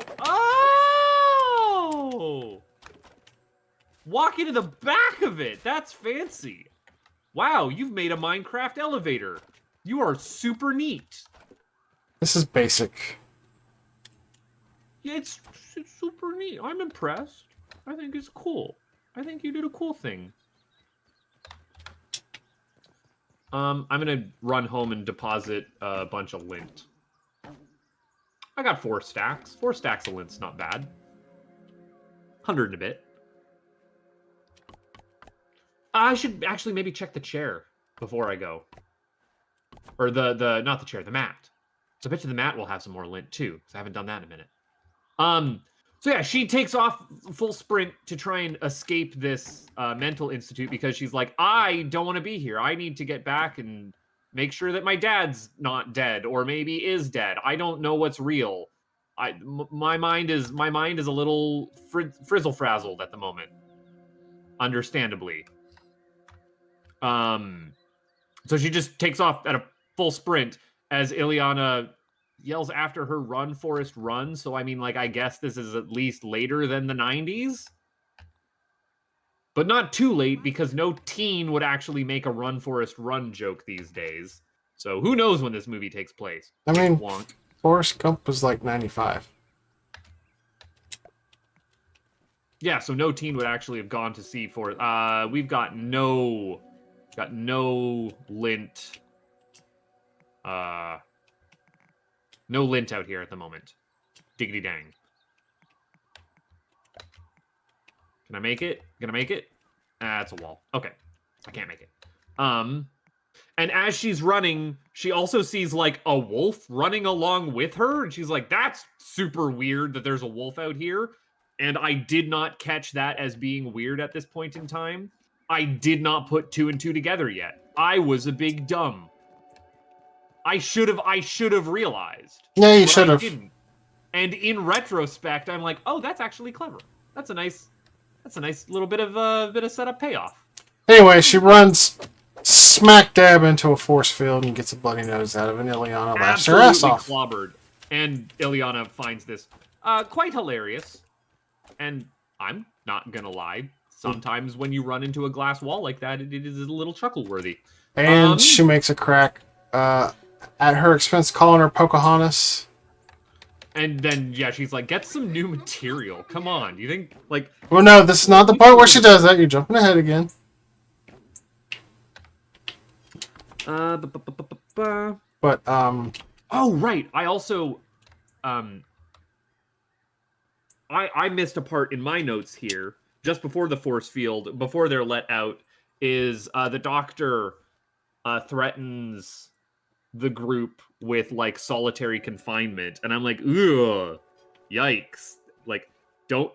Further restrictive conditions if misbehaving is definitely not good social care practice. And then I was like, I should get Not a Girl Face to sit down and watch this with their social worker background knowledge. They might have some insights into the movie. And then I didn't do that. already didn't do it. So I don't have that. But I can already tell you that is red flag number 1. And all things considered, like, these, I don't say child actors, because most of the actors in this were in their 20s when they were playing younger, but they're doing a good job. Like, they're really solid. Everyone in this movie is putting in some work, yeah, character-wise. I will say that while I don't think the movie's very good, the characters pretty well done. Well, really well acted, very interesting, and I actually like the full, like, they run the full gamut on, like, the full gamut on like trauma and mental illness, and like it's super well presented. I want to specifically talk about that mining nightmare sequence when we get there, so you'll have to call that out. It's excellent. That's actually pretty early on. Yeah. But in the meantime, Danny continues to exhibit some signs of survivor's guilt. Oh, and Reyes also, we should mention that while she's running, she says the nearest town is 20 miles away, or rather, Reyes says that the doctor says there's no use running. The nearest town is 20 miles away. But for all we know, she could be lying. We just don't know. We have no idea where we are. We have no idea how we got here. We couldn't possibly tell. Have you got a zip line set up yet?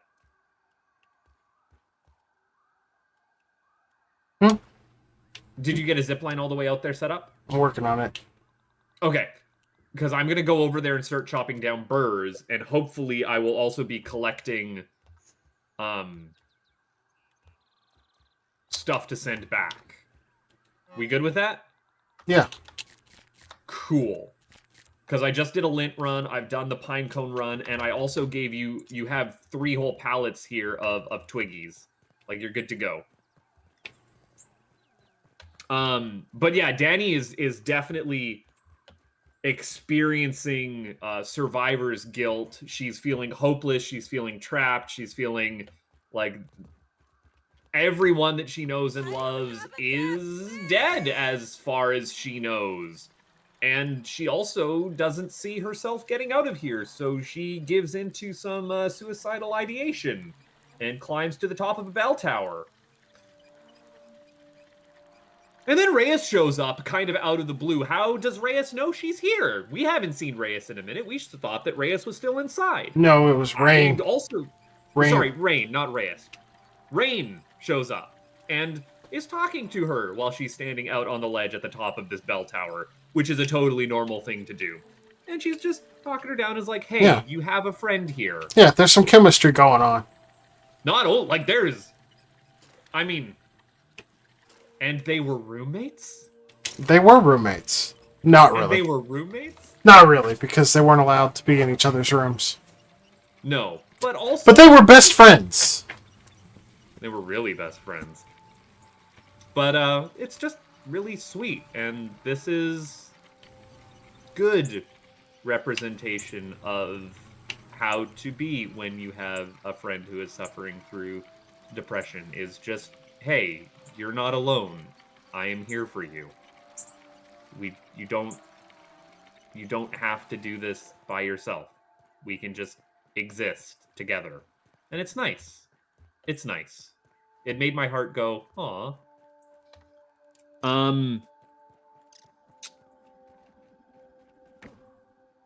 Oh, right, and I also make a comment here that the other thing with Bobby, who is the rich kid,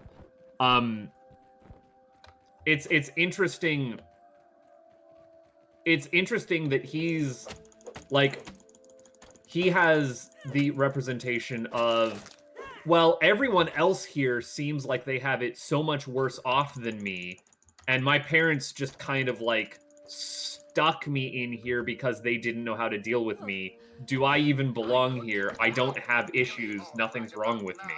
I'm fine. Don't ask about it. Don't ask about it. I'm like, that's interesting. Where you are having like imposter syndrome with your own issues and then downplaying them and feeling like you are somehow inadequate for being in therapy. I liked that. I thought that was a little bit of subtle writing.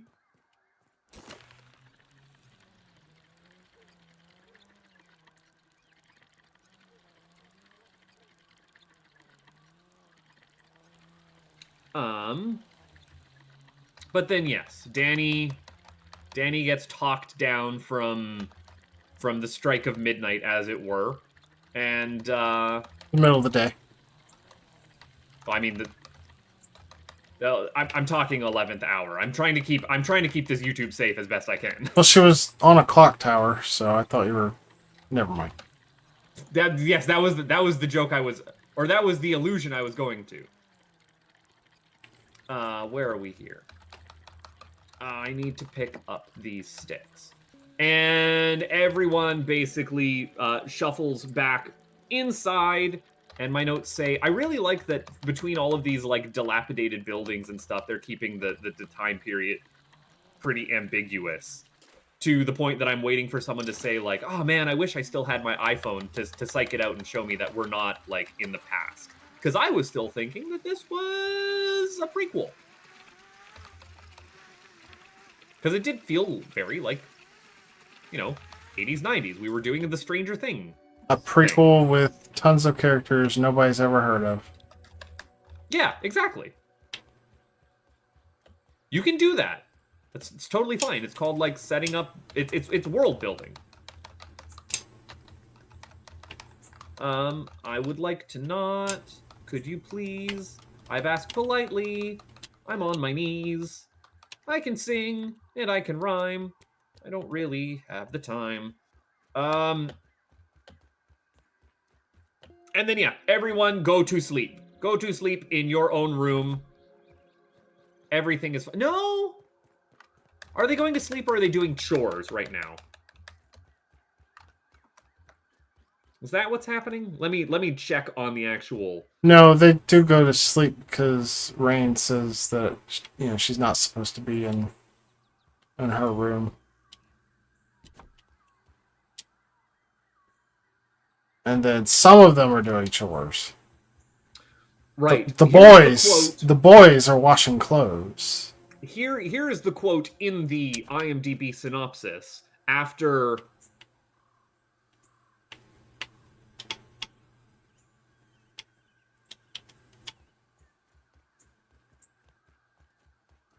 Danny then plans a redacted from the church clock tower, but is prevented by Rain. The two begin to form a romantic relationship. But on the other hand, Ileana antagonizes Danny, who discovers that Ileana has a hand puppet of a large purple dragon. Lockheed! That's what it was! Like Lockheed Martin, which threw me for a friggin' loop. I did not understand why she had a puppet called Lockheed. I was like, what? What? What is this? And then the very next line in the synopsis. Soon, the group all begin to have horrifying real visions of their past tragedies. That's the line. So we then go into the horrifying visions of past tragedies. And we start with the Mine Nightmare. Oh, man, is this a good Mine Nightmare. This is an incredible nightmare sequence of this really shy, the actor who plays, not Bobby, what was his name? Sam? I don't know. It's Sam, who we've seen, whose superpower is that he's a speedster, but he's a speedster who is incapable of controlling it. He's like Quicksilver crossed with Juggernaut. His power is that he and can't stop. He explodes. I thought we saw him chained up to like a block and then is just like zip-zooping around. Yeah, it's more like he has a jetpack that he can't control. Yeah. Yeah. His hover boots are malfunctioning. Can't do a shadow temple with malfunctioning hover boots. He's also like his he's also your dirt poor miner's son. I was born in the mines, I'll die in the mines kind of guy, right? Thick like, Kentucky accent. I am resigned to this fate of poverty. It's the chemical workers song, you know? For every day you're down here, you're 2 days nearer death, sort of thing. And that's gotta do some damage to you. And I don't like and his superpower being like I am a volatile weapon that is literally a candle burning at both ends. Oh man, that's great. That's good writing. That's neat. That's nice. I like it. I like it a lot. And so he has a nightmare of being trapped down in the mines, and he sees all of the miners just kind of like turn and stare at him, and they're picking at the walls, but there's something off about the walls. They're looking real wet and slimy. And are those flesh walls? We never really get a good look at it, but you can definitely tell that there is, ooh, it's bad. There's something off about it. I've lost my stick pile here. This pit is my life, and it's all I'll ever know dread, plus the imagery of it slowly picking away, but you're also picking at yourself, and there's this implied body horror of the walls, and it's, oh. And then also it's his dad, and so you get a little bit of like generational trauma reveal. It's oh. Don't look down. Okay. It's good. It's very good. The line is not ready to send stuff because it is obstructed. What do we need to do to unobstruct it? I have to move the anchor on the other end. Okay. I'm not sending things. I'm just piling it up down to the base as I collect. I just wanted to make sure I had the right line attached. Yep. I will wait until I get the all's good to go from you before I even start shuffling stuff up. Don't you worry. We then also get a kind of skeevy communal shower scene with miners, and I really don't feel miners as opposed to miners this time. And I don't feel good about that. But it has a purpose, though. Oh, it definitely does, because then we also have the skeevy priest attack. The horribly flayed priest. That's later. Is that later? That is later. What is this shower scene purpose then? Fill me in. Let me know. This is where Danny sees the brand on Rain. Oh, we see brand. You're correct. Go on. I mean, that's kind of the importance of the scene. Danny makes a comment about body art and asks what the deal with it is, and Rain declines to talk about it. It's like, this was not voluntary. I don't want this. Actually, not cool. Not cool. But like a good friend, Danny respects her wishes. Yeah. Oh, yeah, no, totally. I totally understand. Thanks for... I was just wanting to know more about you, Danny. The Rain. We don't really see an Ileana nightmare horror yet, do we? No. Not yet. Not until they get put in solitary after the fight. Right. No, well...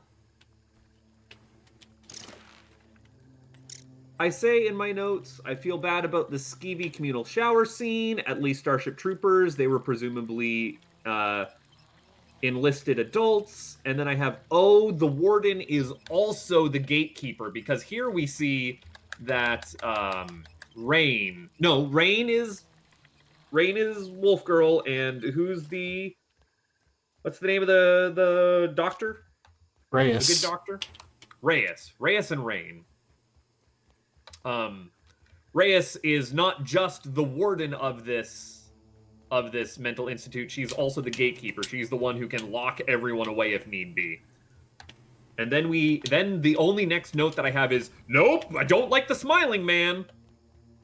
Really don't like the smiling man. So if you could elucidate for me where we're getting smiling man from. So,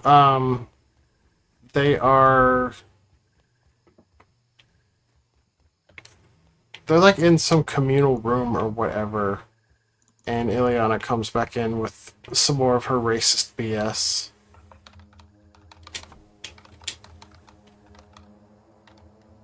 And,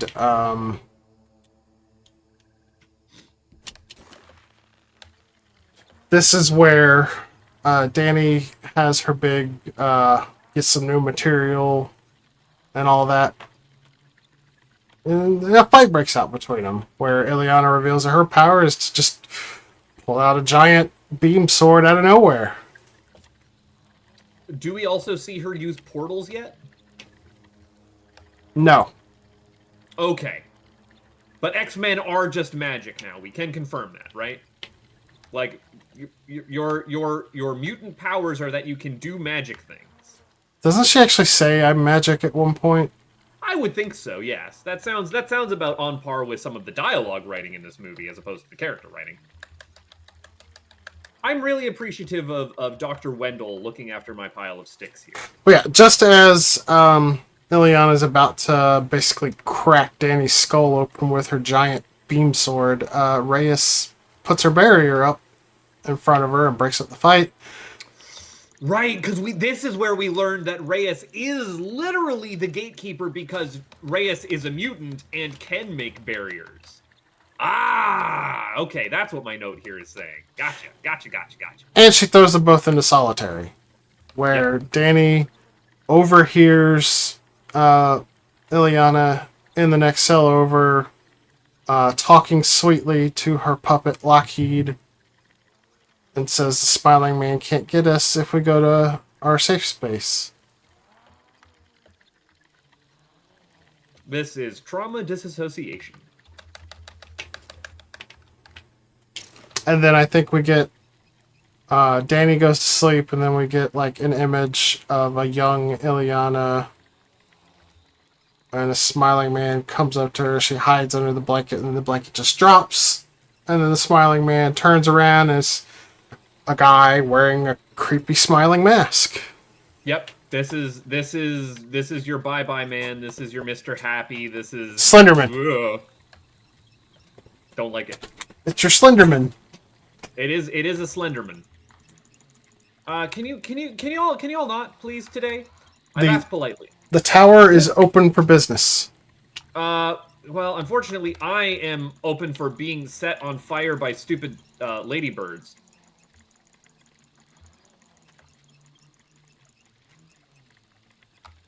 Ow. Can I not be on fire at the moment? That would be great.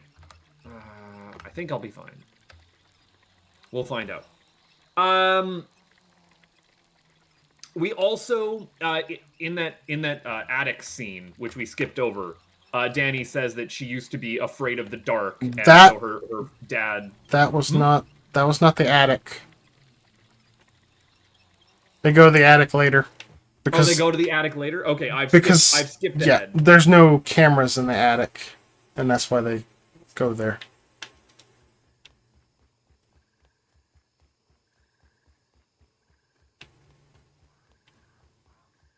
Okay, so then the note here that says Danny herself wakes up one night covered in blood after she has a dream about the night her trial. Yes, that's when she's in solitary. She starts having a nightmare, basically reliving what happened to the reservation. Right. Okay.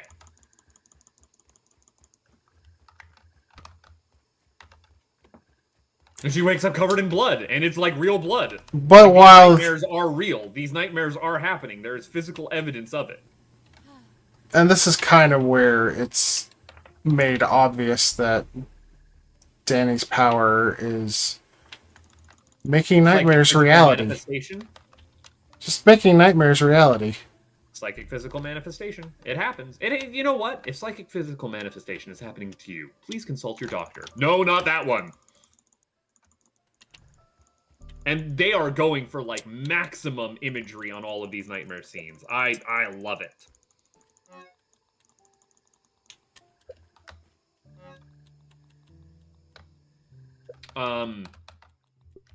After this, does the group kind of, like, bond a little bit more, and then we have the attic scene? Yeah, I think so, but it is important to note that Reyes was watching on the cameras and, like, getting data on Danny while she was sleeping and having this nightmare. Yes, and like actively monitoring all these teens while these nightmares are happening and entering it into a higher tech computer system than I thought would be possible to have at this time period, which maybe means that this time period is later than I thought it was.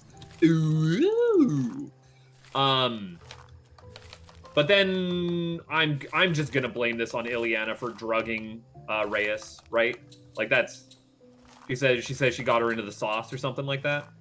Puts her out for the night, and they all sneak up to the attic where Reyes can't monitor them. Right. And that's where they have... take turns hooking each other up to a lie detector test. Well, they also have a dance sequence. I say something in here in my notes that says, this dance montage is 100% meant to be serving Breakfast Club vibes. Because that's how I take notes. That's what I write. I am insufferable. You are quite insufferable. It's a problem. It is a real problem for me.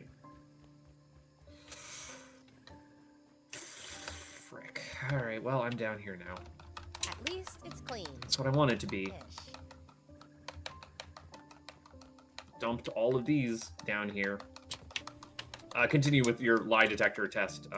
What you were wanting to talk about. Well, they just take turns asking each other questions. I think Sam... Is Sam the country boy, or is... Sam is a minor. Bobby is a rich kid. Okay. I think they hook up Bobby first. And they ask him how many girls he's been with. When she says, too many to count. And then the lie detector says he's lying. So he's like, fine, 3. And that's the truth. And Was it 3? I thought it was. yeah, it was I thought he gets binged twice. And they're like, why so few, or something like that. And he's like, I get too hot. And they kind of make fun of him for that.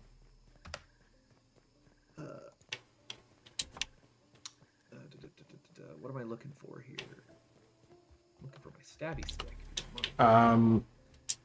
I think they hooked up Sam as well, and I don't remember what they asked him. Nothing particularly important. Oh, we got a Dust My Gold card. Congratulations, us.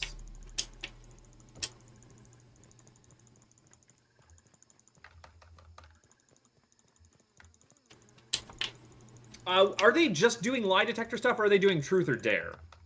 Well, he says dare at first, and she's like, you can't say dare. Because it is just the lie detector.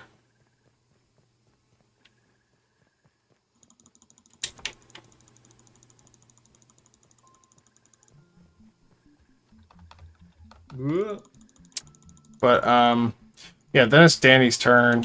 And, they don't even hook her up to it, because they're like, I don't know if you're lying. I think Ileana asks what her power is, and she says she doesn't know. And yeah, she really doesn't know. Not a lie. What even is your power? Why are you here? Meh, meh, meh. I'm a bratty, mean girl. Yeah, I don't remember all of the questions asked. I don't think they were particularly important.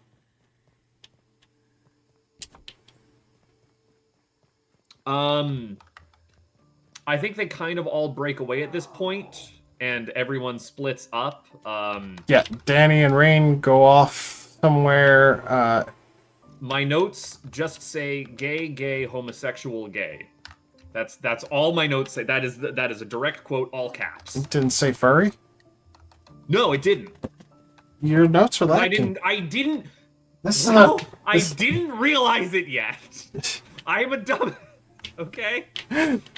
This is a furry lesbian romance. I didn't pick up on that. I picked up on the other subtle innuendo here. Not the awooing. I missed a woo. Look, I sniffed out that bear 30 seconds into the movie. I was not expecting double furry, okay?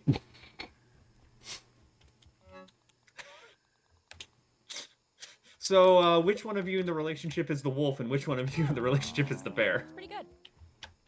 I mean, this is probably what bottled. All right, these are all the jokes I feel qualified to make. They split up, and then Ileana and Bobby also end up together In the pool. And we find out that Ileana's questions during Truth or Dare were maybe also leading her. She's kind of like romantically interested in him. Or so it seems. They end up at the pool, right? Yes. Yeah. Was there anything else important that I needed to talk about with Danny and Rain, or did gay homosexual gay cover it? Gay homosexual and furry covers it. Do we learn furry at this point? I think we were already supposed to know furry at this point. I think it was heavily implied but not explicitly stated. And I just missed it. No, it was just flowery language. That's what I thought. I like I'm not. This is not a joke. Like I legitimately think that we Everyone else in the audience picked up on this, and I was like, boy, they sure do have a lot of wolves around here. Huh, that's weird. Wow. But yeah, Ileana and Bobby are getting frisky in the pool. Yeah. And Bobby Gets hot. And then gets really hot. And Then he's on fire. it's a good thing that he's in a pool. He's not just on fire, he's made of magma. He is turned into a cobblestone generator. So lava and water flowing into each other. Yeah. Ileana runs away, calls for help, everyone shows up. This wakes up the good doctor, right? And Well, she does show up, and what they discover is that Ileana actually was not there. oh, they discover that Ileana was not there. This was just something that Bobby was. Yeah, Ileana shows up, and she's like, "What are you talking about? I wasn't here." And Reyes confirms it. She says, "I saw it on the cameras. You were the only one in here." Oh, right, because this is where we see it's not just Reyes. He's in the pool, and the image of his horribly burned ex, like, appears before him as well. Yep. And it's like, oh, when you say you got hot, you did something terrible. Ah, that's not good, mate. I'm up here. How do we zip line things off? Do I just G to drop on the zip line? Yeah. But you should wait until I get over on the other end. Oh, sorry. Well, you can go ahead and start sending them. They're being sent. Because they will travel very slowly. Yep. And I also just can't mash the button. I have to. Actually, I don't know if I can't mash the button. But we've got a whole bunch of pickup sticks down here that I need to start sending up. It's gonna take me a minute. Ow. I am holding forward and I'm not bouncing.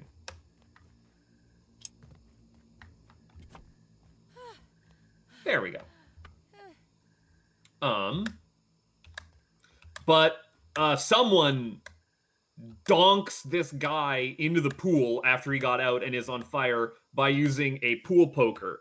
And I say, just donk the kid into the pool. If he was that hot to instantly boil off half of a pool's worth of water, one, everyone has third-degree steam burns from that like just flash of steam. You've been in a sauna before. You are cooked from that.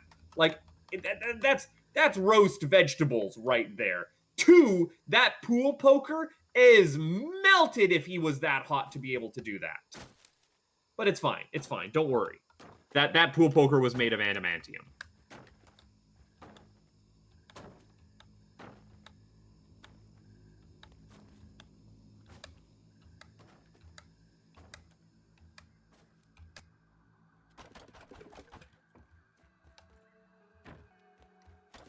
Do you know what happens next after this? I can't remember. I want to say that we end up having... I know the priest scene that you keep wanting to talk about is coming up, though. I actually... What happens first is I think Danny gets drugged by the good doctor. And we see a little bit more of the backstory for this place is like doing scientific research and experimentation on mutants. And I say, oh, now that we are like drugged in here, it switches from the cinematic camera to a more handheld style. And that's like auteur filmmaking right there. Like they're doing some stylistic nonsense with this, where changing the way that the movie is, because up until this point it's been a very cinematic movie. Like they've been doing some big directing choices. But actually, yeah, the reason that Danny gets drugged up is because Reyes received orders on her computer saying subject's too dangerous to be left alive. Terminate subject. terminate subject.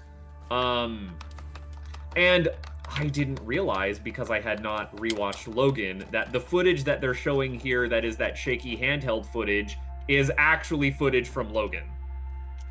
Yeah, and we also find out that this facility is run by Not Charles Xavier School for the Gifted Children, but the Essex Corporation. I don't know who that is. I don't either. I'm sure that'll never come up again.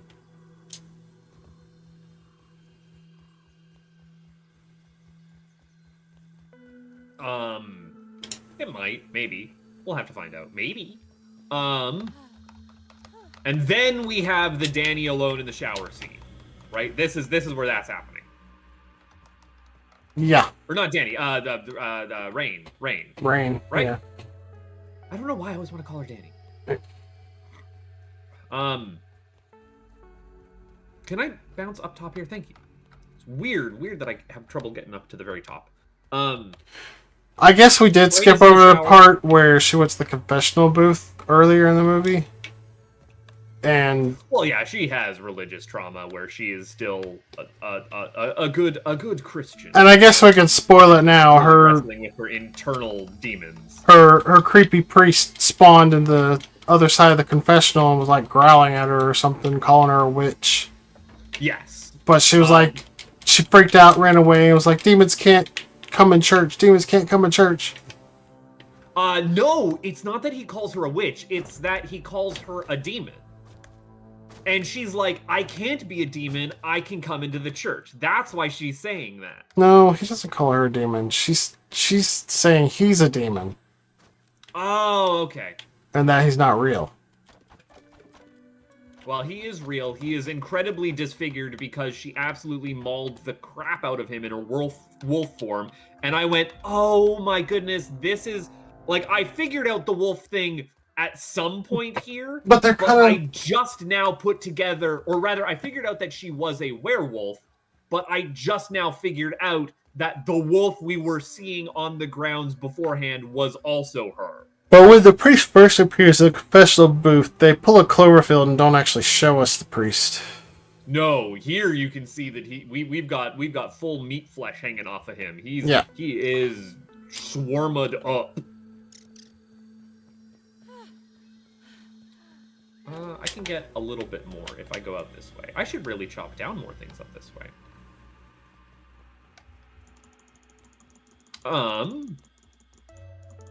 But yeah, he double brands her again, which is real rough to watch. And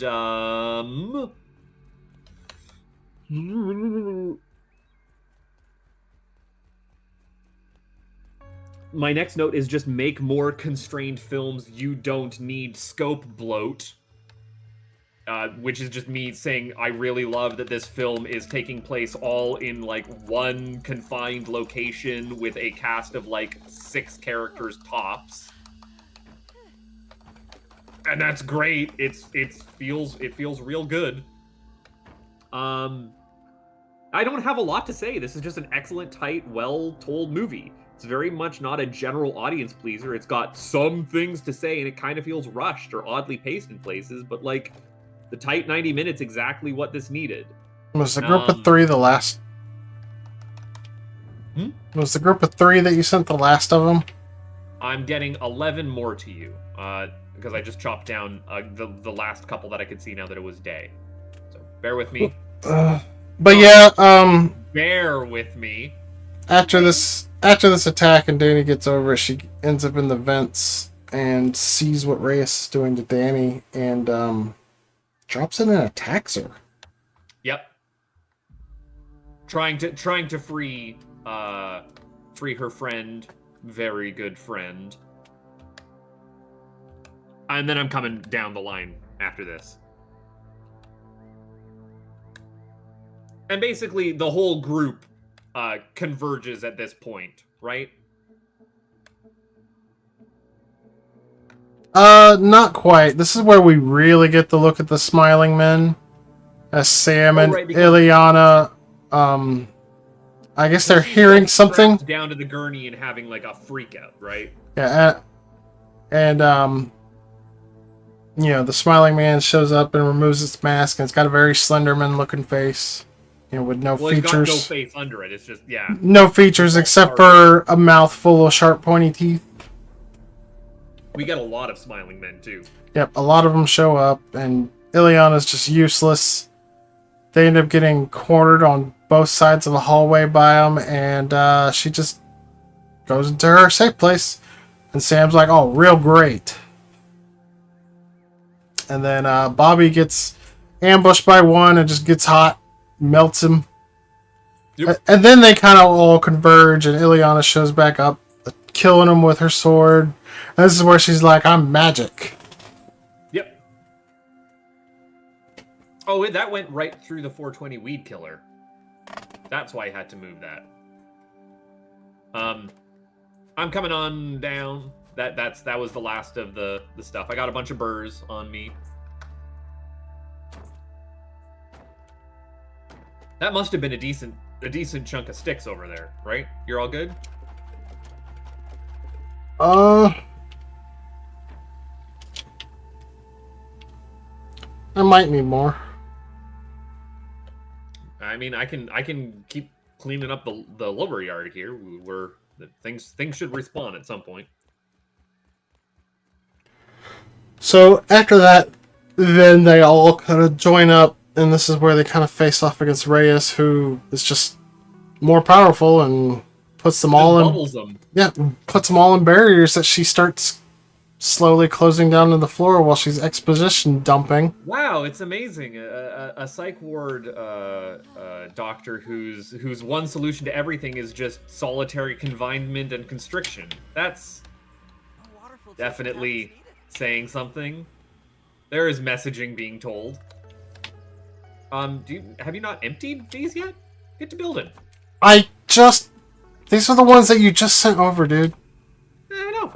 I need to go pick up more. Let me walk upstairs and let's see if I can't do some more flooring up here. I mean, I guess I could go see if the acorns, pine cones, that's what they're called, respawned.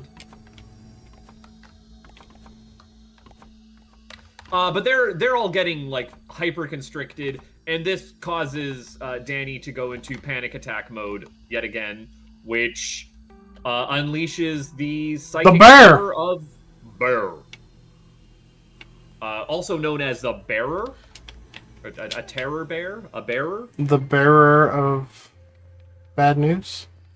I mean, this is an X-Men movie, so what we have to do is have a gratuitous CGI monster to fight. Or sorry, I guess Marvel movie.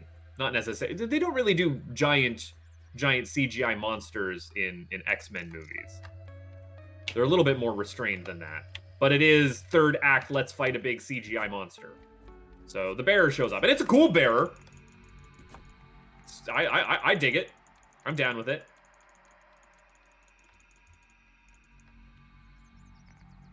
I need this guy to also go away. They end up... Dr. Lady ends up just getting, like, punted, right? Like, she is... Is she out of the movie at this point? Bear tears her to shreds? Yes, she's dead. Gets etted. But then they still have a bearer to deal with. The bearer is still attacking the ground. And life is not good. And Danny is just absolutely terrified and useless. Yep. But the rest of the team, you know what? Big fight scene. Back. They're here for her. Ileana has a really cool fight with it while they're trying to, you know, get Danny to safety so they can... Like, Danny gets trapped in her own mind here. So they're getting her away from the bear while Ileana's holding it off and Rain is trying to get her out of her mind so she can stop the bear. I do have the note here that says, why does having fire powers also give you the power to, I can toss church pews like a bat? It feels like super strength is a 50-50 if you get a bonus effect of it from most superpowers. Like, you got a 50-50 chance if you have superpowers to also have super strength. But I digress. There is a cool fight scene. They are fighting the Terror Bear. The Terror Bear is winning, though. Yeah, and really kind of long story short, Rain reaches Danny and snaps her out of it, and she remembers something her father told her. That the bear that you feed is the bear that wins. Yeah, so she overcomes her fear and tames the bear, and then tells it it's time to go to sleep, and it just disappears. She doesn't tame the bear. Yes, she does. I would. It like lays down in front of her, and she puts her hand on its nose. The bear is still bad, but she is at peace with the bear. I mean, the bear stops attacking. That's yeah. The bear is no longer on a rampage. Yeah, there is still a bear inside of her, but she is just. There's two bears inside of her. Bear. There's two. You get two bears inside of you? I'm jealous. There's two bears inside of her, just like I said at the beginning. Yeah. Yeah. Do we have enough stuff here? No? Okay. Still grabbing these. But, yeah, that's kind of the end of the movie. They realize with Reyes dead that the barrier is broken, and they can leave. And the nearest town is 20 miles away, but, maybe Reyes was lying. But that's kind of the note that it ends on. And there's no post-credit scene.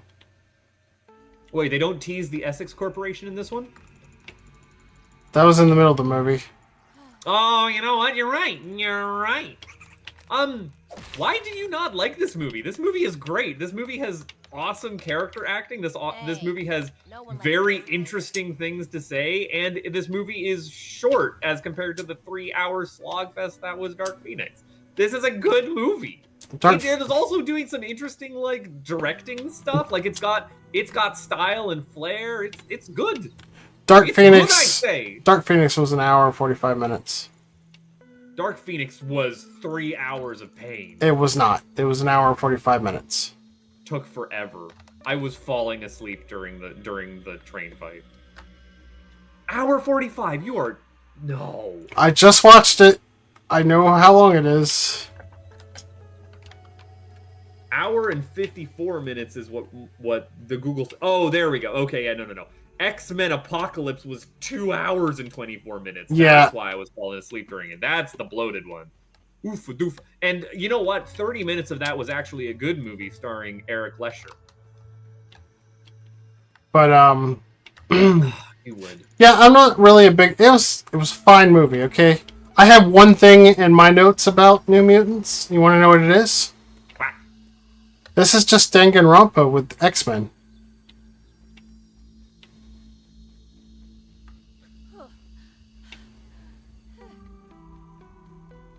I'm tempted to leave the stream. Because she's not wrong. She's not wrong. But okay, but you know what? Bless you, Blau. That movie sounds awesome. That sounds like a great movie. I love that movie. If you told me, yeah, they made an X-Men Danganronpa, I'd be like, oh, that's really cool. That's good. That's good, actually. I can't believe that never crossed your mind. I try to not think about Danganronpa. The only thing that I try and think about less than Danganronpa is the other one that I refuse to say. Oh, Zero, whatever. Yeah, the 999 series. Zero Escape. I think that's what the series is called. Enigma, don't even worry about Danganronpa. You don't need to. Zero Escape is one of the games. The series is the 999 series. Well, 999 is just one game. Yeah, I guess I should say it's the Nonary Games series. Is that, what you'd want? Yeah, that's what it was. Nonary Games. No, I'm having nonary. None of these games. But yeah, like I said, the characters were good. The writing. I haven't rewatched it. The suspense on the rewatch might be rough. The writing left a lot to be desired. Like plot development wise, you mean for writing? Like dialogue, I mean. Yeah, it's Honestly, the plot kind of. kind of. There's not a lot of plot there once it's like, The- how did they get out? Oh, they got out. I mean, much like a Danganronpa game, the good part was the characters and how they interacted with each other. She's not wrong. And on a rewatch, which I did last night to refamiliarize myself with it, it absolutely terrible. Because this is, I mean, it is classified as a horror movie. I would call it more of a thriller than a horror movie. I would also call it a thriller. But either way, 100% relies on the mystery. And when you know the mystery, the movie is totally ruined. I mean, I knew the mystery the first time I sat down to watch the movie because I've seen a movie before, and I was like, it's a terror bear. I understand. I get it. And I still enjoyed the movie because I was like waiting for stuff to happen during it. Oh my gosh, it was excruciating for me to watch the second time.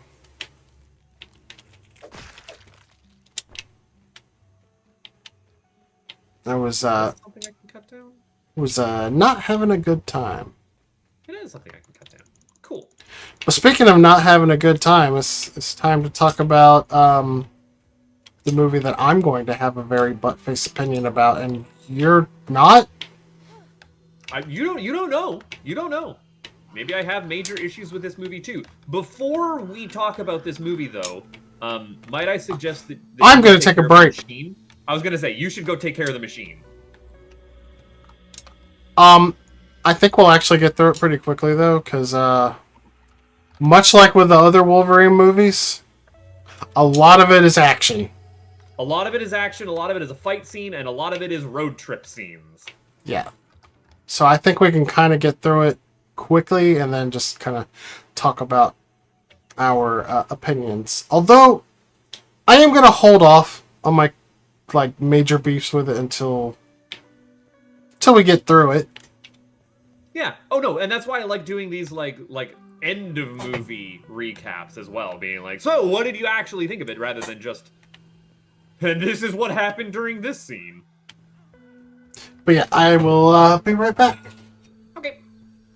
The machine needs to be taken care of. And I'm here to entertain all of you folks.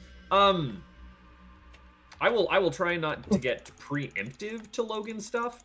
But I will just say, like, all things considered, I am really thankful that Blau had sat me down and she tasked me with going through these X-Men movies, because, you know, a lot of it was schlocky nonsense that I would not have sought out beforehand. But it was kind of interesting to see the development of what mainstream superhero movies were like from not the dominant cultural juggernaut that is Marvel. Seeing what, you know, the other side of the fence was doing, so to speak. And yeah, they're a little bit more creatively ambitious, I guess you could say, overall. Like, they're trying weird stuff. It is a real shame with New Mutants in particular that it was delayed. It did come out during COVID, and it was not heavily pushed, and you can tell that there was like pacing issues in the movie because it ended up being recut so heavily. And you can definitely tell the Marvelification of the young cast of mutants in the last trilogy of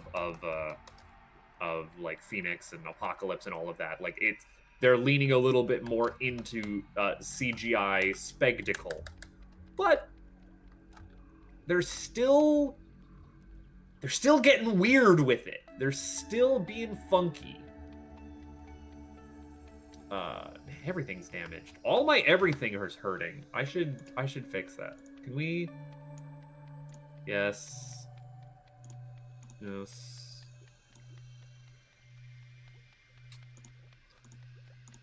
It's good to just make sure that we're all caught up on that. There we are.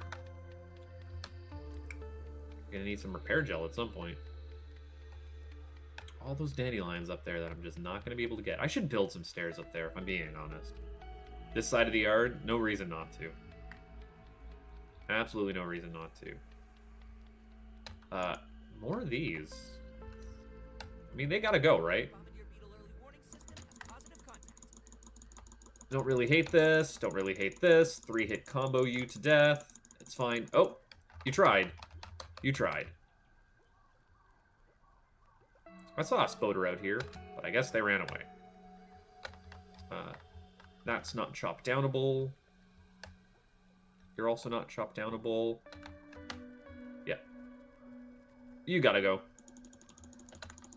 And with Logan here, we're going to see the culmination and kind of the last hurrah of this. Like, let's just do something weird with the X-Men series. Let's make a movie featuring the X-Men, but that is not really a comic book superhero style movie.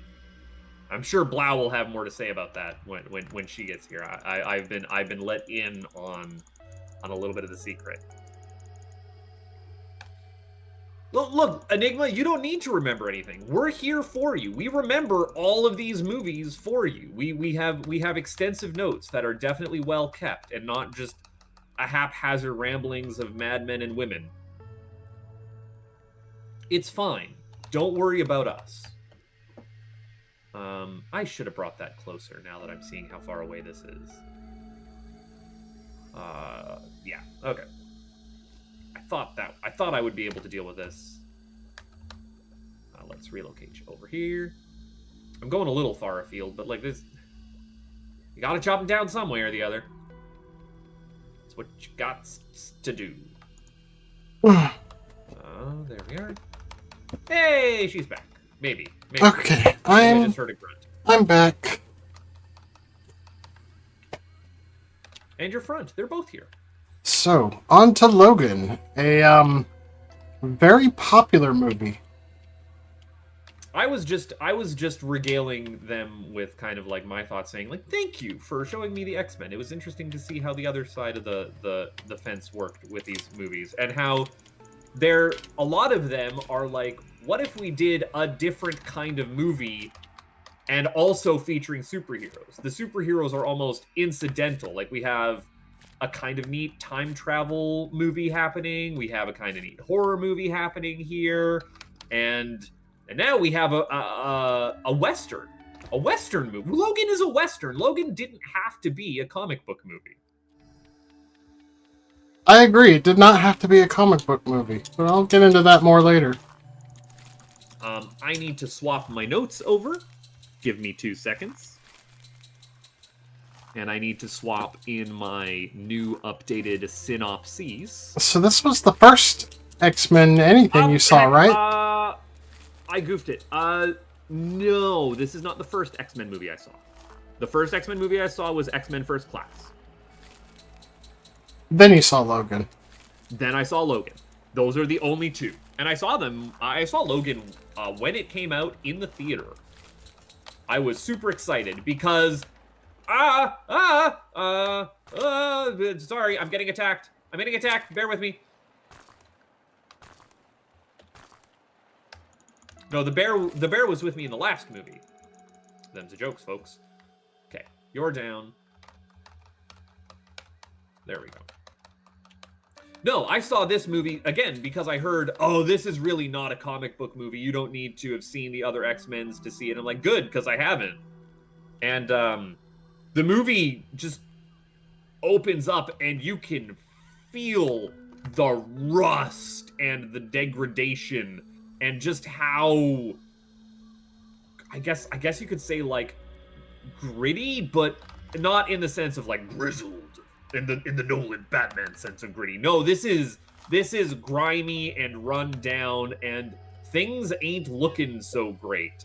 We have We have an elderly Wolverine waking up hungover in the back of a limousine, getting the absolute crap kicked out of him by some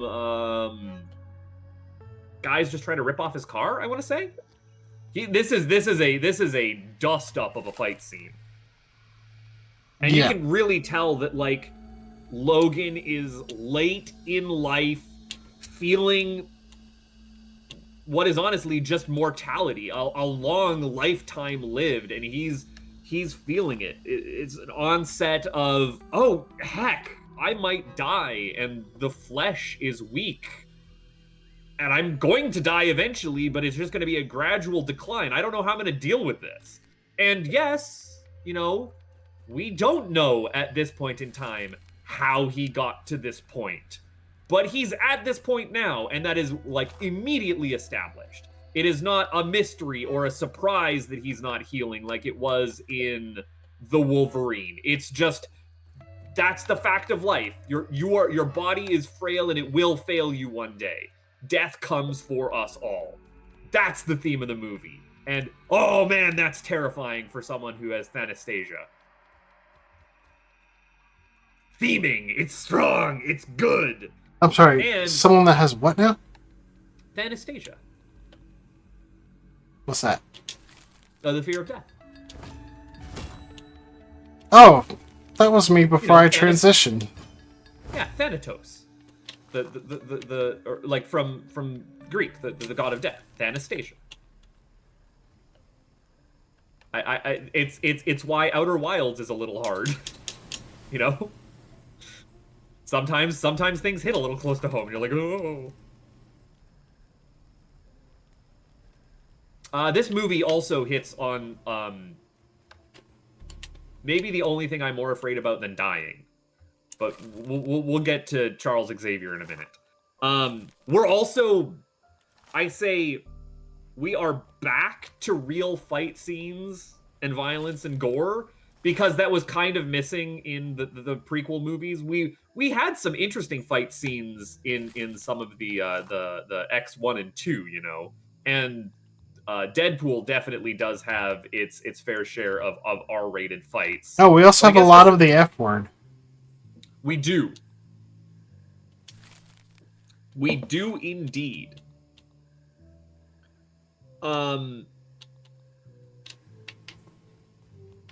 I also have in my notes here, if memory serves correctly, the kid actor in this is great.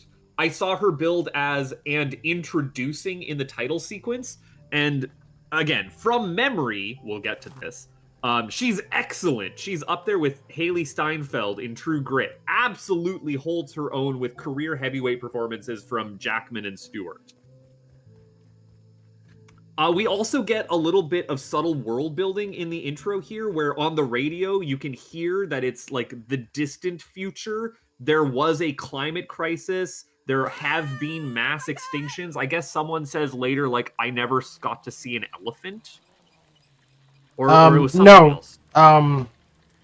Later, when describing what Wolverine did to the guys trying to jack up his car, they said it was either done by Freddy Krueger or a tiger, but one of them's fictional and one of them's extinct. That's it. Thank you. Thank you. Thank you.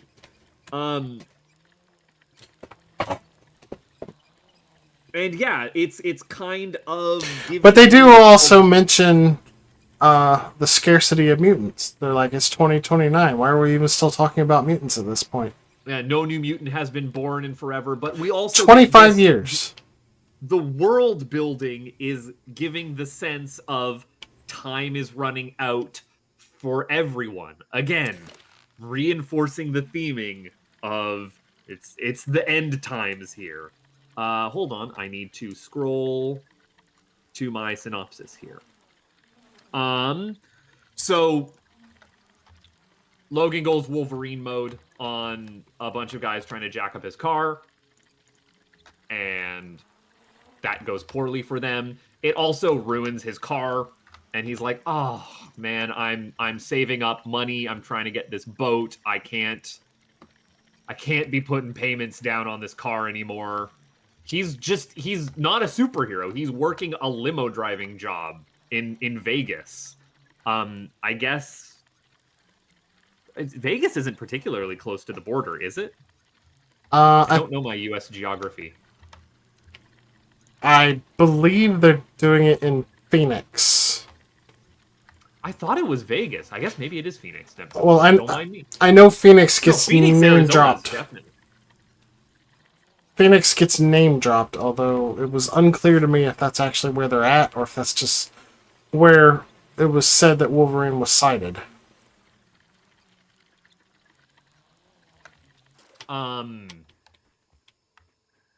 But we also... Does he go to a funeral here? Yes. One of his clients is at a funeral. One of his clients is at a... Right, one of his... I thought he was at the funeral and doing that, like, I'm standing mysteriously in the background thing. But I mean, he was there, but he was just doing his job. Yeah, it's... I couldn't remember if this funeral was for someone that Logan knew or if it was just one of his clients. And you're right, it is just one of his clients. And he's approached by a lady here who's like... Speaking Spanish. I will give you... No, she's 50,000. She's just speaking Spanish.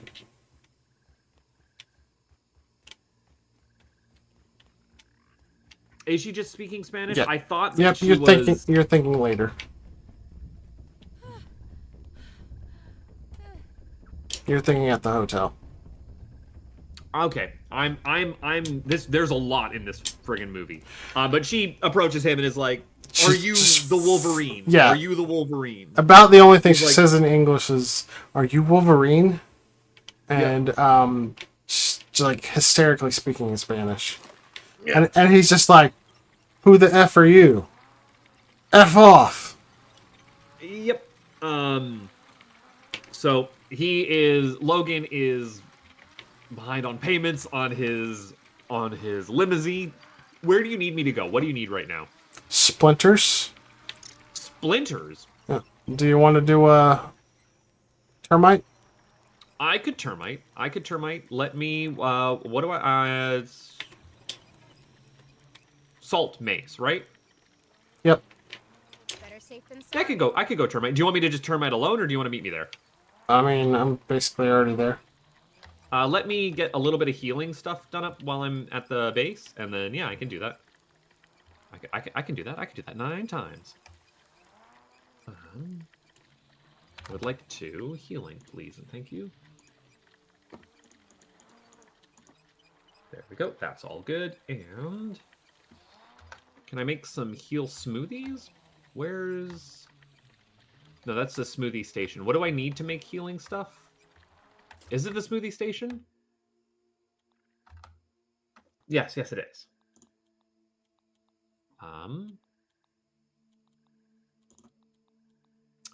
Oh, you know what else I'm gonna go do? I'm gonna go raid our muscle sprout respawn. That's what I'm gonna do. Okay, all right. Now I'm a-coming.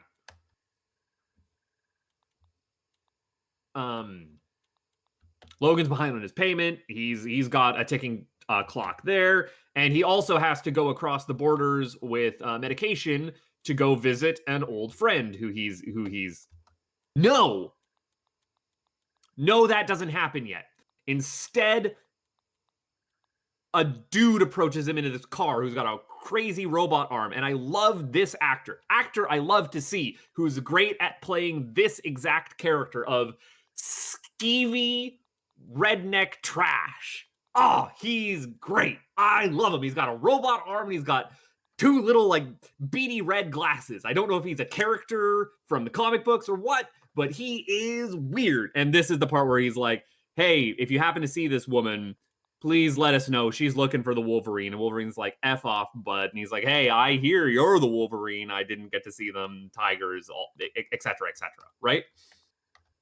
He also says that he's working for the it's Alkali something corporation, right? Something like that, yeah.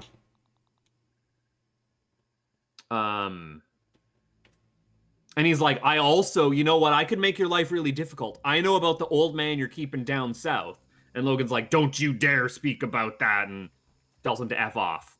Doesn't tell him he won't keep an eye out for this woman, but also doesn't really help him as much. And then we see him traveling down south with some medication to go to an abandoned... Is it an abandoned mine or something? It's an abandoned junkyard, basically. Yeah, where, it's like some kind of metal mill. Yeah, where we find that his name is not Nosferatu. It's Caliban. Caliban. That's his name. Caliban, who in my notes I say... He's a white guy. Is the albino also Wheatley from Portal 2? I think that guy plays Wheatley in Portal 2. And then later on I'm like, oh yeah, no, that's definitely Wheatley from Portal 2. You can tell when he's whimpering and mumbling to himself. I don't know his name. I am here. Shall we?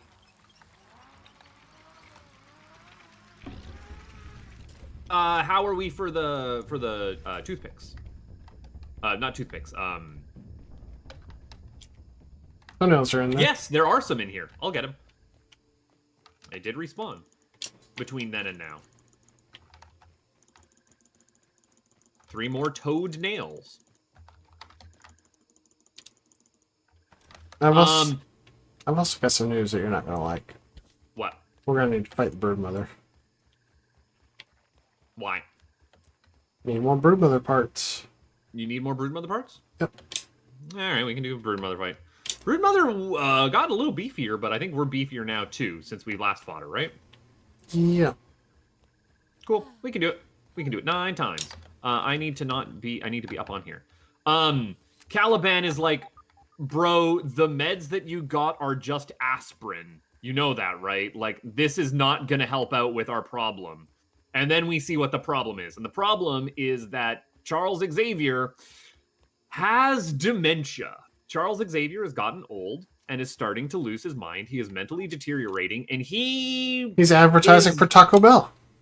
Well, no, first he's quoting Shakespeare, and then he's advertising for Taco Bell. Like, his mind is gone, and he's just, like, flipping through the channels. And my notes say that, yeah, this is a rough watch. Having sat through multiple people in my family go through dementia and Alzheimer's, and not being, like, watching them be unable to tell that they were hurting themselves and those around them, and just basically their body and their mind was there, but they've also checked out. It's rough. It's not great. It's a very accurate portrayal, I should say. Stewart is doing a lot of heavy lifting here. This is one of the best performances I've seen from him. And he's also very vulgar in this, which is kind of hilarious, hearing Charles Xavier say F off, like, repeatedly. I love it. And you can see that, you know, as a mutant who has incredible psychic powers ages, that can be a problem for literally everyone around him. The reason that he's being kept in the steel mill is not for, like, his protection, it's for the protections of his caregivers. Because when he has an episode, the world shakes around him. The world shakes around him, and he puts everyone on pause. Stop. He will stop them from breathing, stop their heart from moving. It's bad. It can suffocate an entire city. And they talk about, like, an incident that had happened where he wiped out a place. Hold up. We actually need splinters. That's kind of okay. why I will wait for you as you collect splinters, and I'll get light. You're good to go. Kind of why we're here. No problem. Did you pick up the others? And so Xavier is like, he is both checked out of it some and recognizes that, oh, you are Logan, and please stop just keeping me drugged up. I cannot live like this. And Logan cannot do a mercy killing. Like, he can't let him die. He feels responsible for this old man. He loves him dearly. But yeah, his brain is classified as a weapon of mass destruction. But where are you going? But yeah, at the same time, I don't know. Where am I going? There's splinters up here. If you catch me up here this way. I'm dealing with a mosquito. But yeah, you're kind of caught between this rock and a hard place of like, I care about like the people in my family and the ones that I love, but at the same time I can't bring myself to do the one merciful thing and let them embrace the void. Like I am being selfish for myself here. I almost got that. And keeping them alive, even though they are a danger and their quality of life is just massively tanking, and there's nothing that they can do to recover. Which is real rough. That's a dilemma and a half to be put through. You don't like that. Yeah, this movie's a bummer.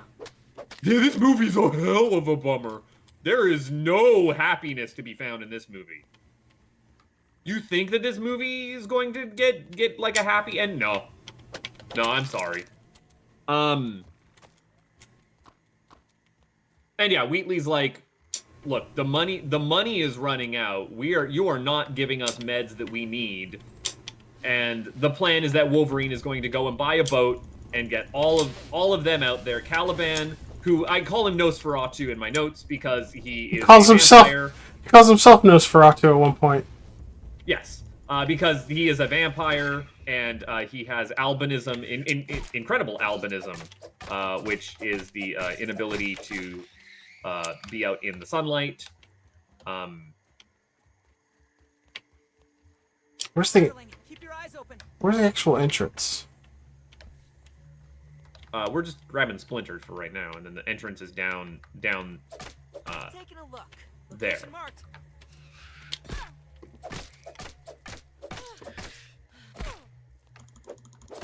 Are there splinters under here? There's lots of splinters inside. There's some splinters right here. Oh, there's plenty of splinters in here. Come on in. Come on in. The water's fine. Oh, why'd you go inside? I fell. Wait a minute. I'll get all these splinters up top here under the wood pile. I was trying to follow your marker and I fell. Oh, yeah, I put the marker on where it was inside, but I'm inside like the tarped area. Just give me a second. I'm grabbing the splinters for you that are up here. But yeah, their plan is to go on a boat, or rather Logan's plan is to go on the boat, and Caliban is like, you do realize that like out on the open ocean where there is no shade is not gonna work for me, right?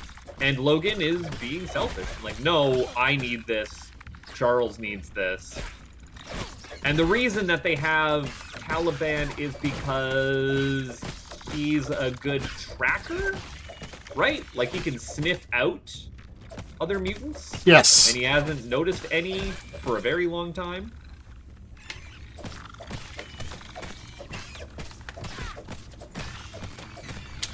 Okay, now I'm coming in. I'm in.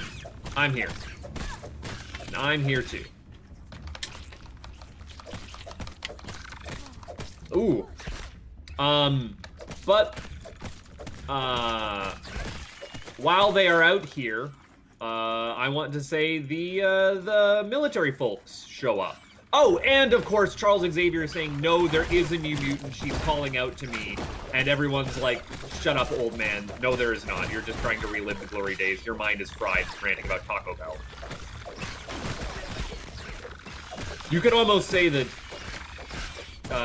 Charles in his old age got Burger King. He is hard BK. Absolutely stuck. Can you not be stabbing me? It'd be lovely. I would super appreciate it.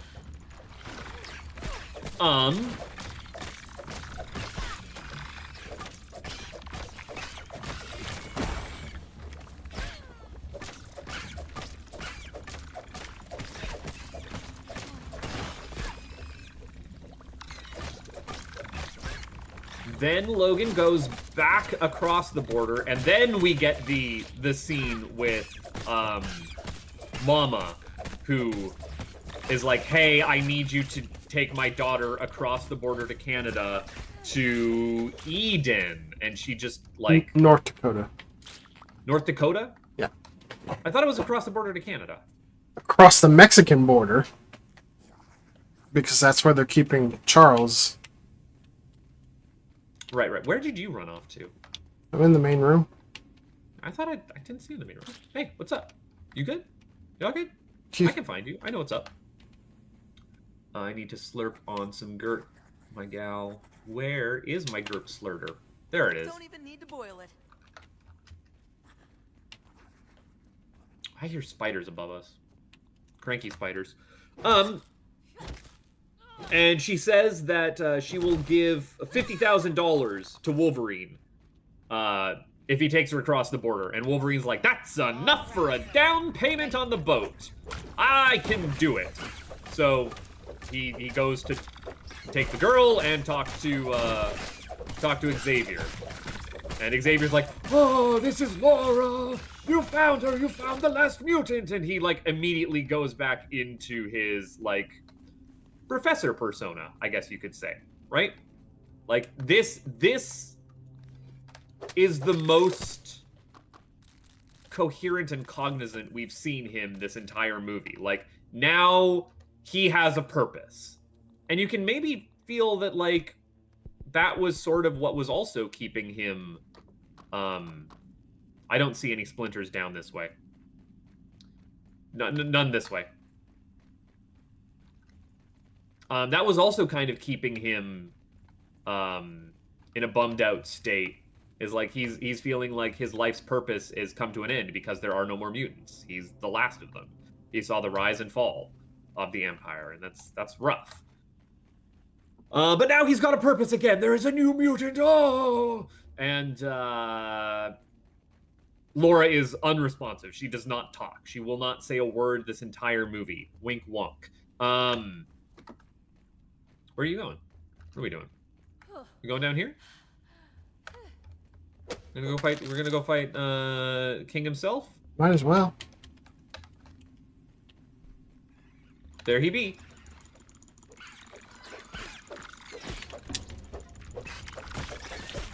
Big mad.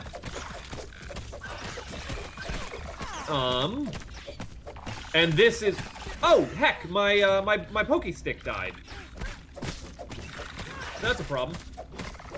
That's what was keeping me alive. I'll need to heal that at some point.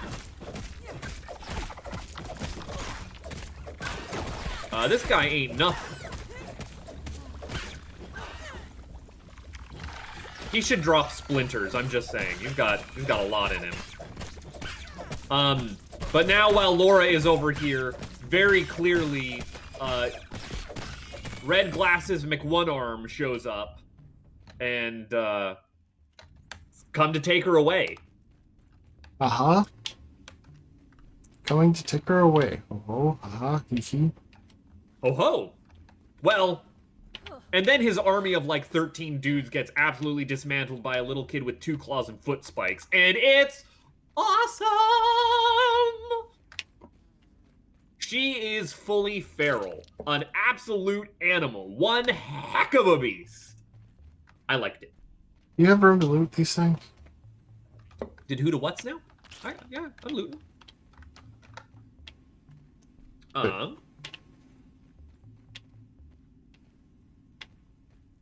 They also the notes here that I have say that the enforcer group is called the Reavers, which is a great name for a private security firm.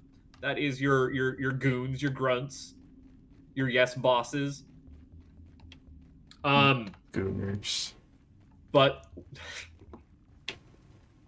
hey, I'm walking over here. Yes, boss.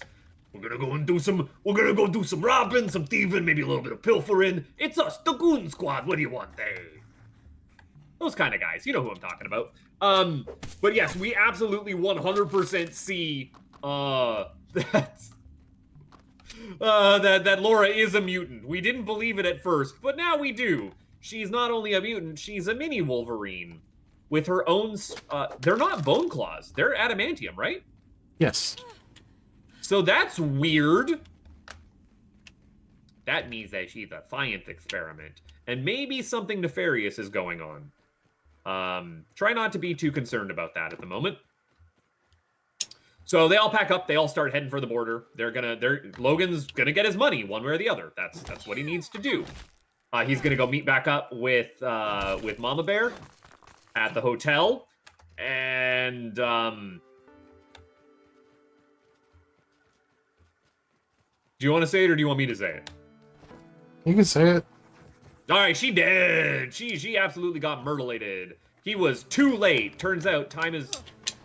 I'm stuck. Blau, I'm stuck. I'm stuck. Can you? Sounds like an issue. No, like I'm stuck on nothing. There's nothing blocking me here. Can I get back up there? I would appreciate it if you could. I can't move. I literally am stuck. I'm pressing all the buttons. Yeah, time is running out for us all. Sometimes we're even too late. More theming. As Logan arrives to the hotel to find what looks to be a suicide, but is actually a murder. I want to say. Like, it's staged like that, but then you find her hard drive where you see the shaky cam footage of all of the kids being experimented on in the research facility. And that there is a new Weapon X program. And that's what these kids are. Did you hit me? Did you bonk me? What am I caught on? Nothing. I can't move. Alright. Just hold still. This won't hurt a bit. That's gonna be a problem. See, I told Can you. I at least take my armor off? So it doesn't degrade?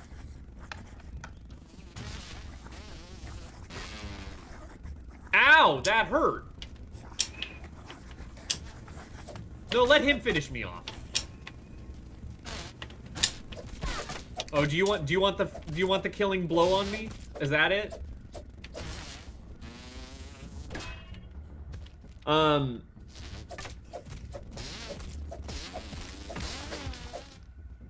was actually trying to knock you loose. Yeah, that did not work. Just finish me off. Ow! Oh, you almost got me. The poison will do it. Just wait. Peter, hang in there. You're gonna be okay. So now Logan feels like I'm falling in a weird spot that way. Okay, I'm at the field station over here, which is exactly where I needed to be.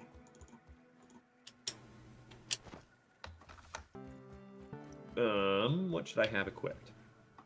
Well, I should also fix this. You're not wrong. I'm gonna go check while I'm at this field station if Blau. Huh. We missed a tape at this field station. Well, you'll have to remember it for tomorrow. Tape. Just write in your notes that there's a tape at the Woodpile field station. I don't have notes. Aphid on the move. I also don't have notes. Okay, Pinecone. So it should have respawned by now.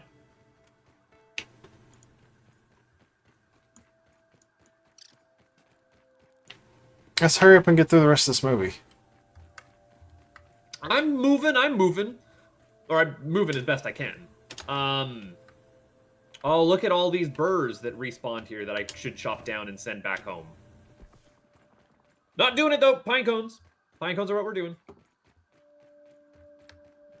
So yeah, Logan now feels responsible for, like, fulfilling this woman's dying wish.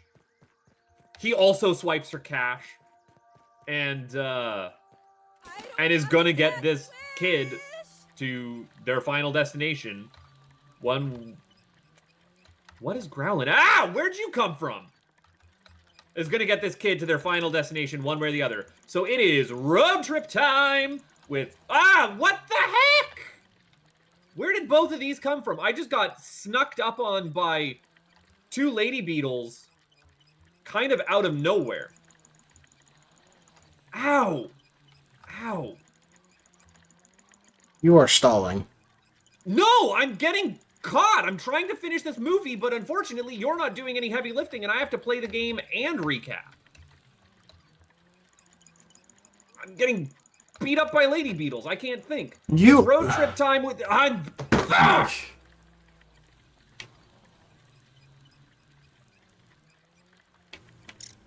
love it when the game just spawns crap in right where. Whatever. It's fine. It's fine. It's fine.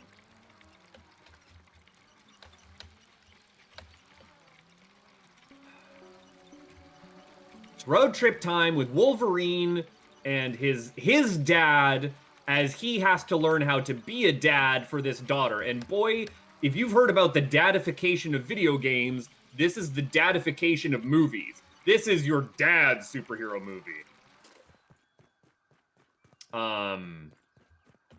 As we learn about, like, responsibility and passing the torch and all of that nonsense. Where? Stop it! Ah! I'm losing it. I do not want to be fighting these. I just want to pick up my... Why don't I have a backpack here? Where is my backpack? You never picked up your backpack when you got stuck. Ugh.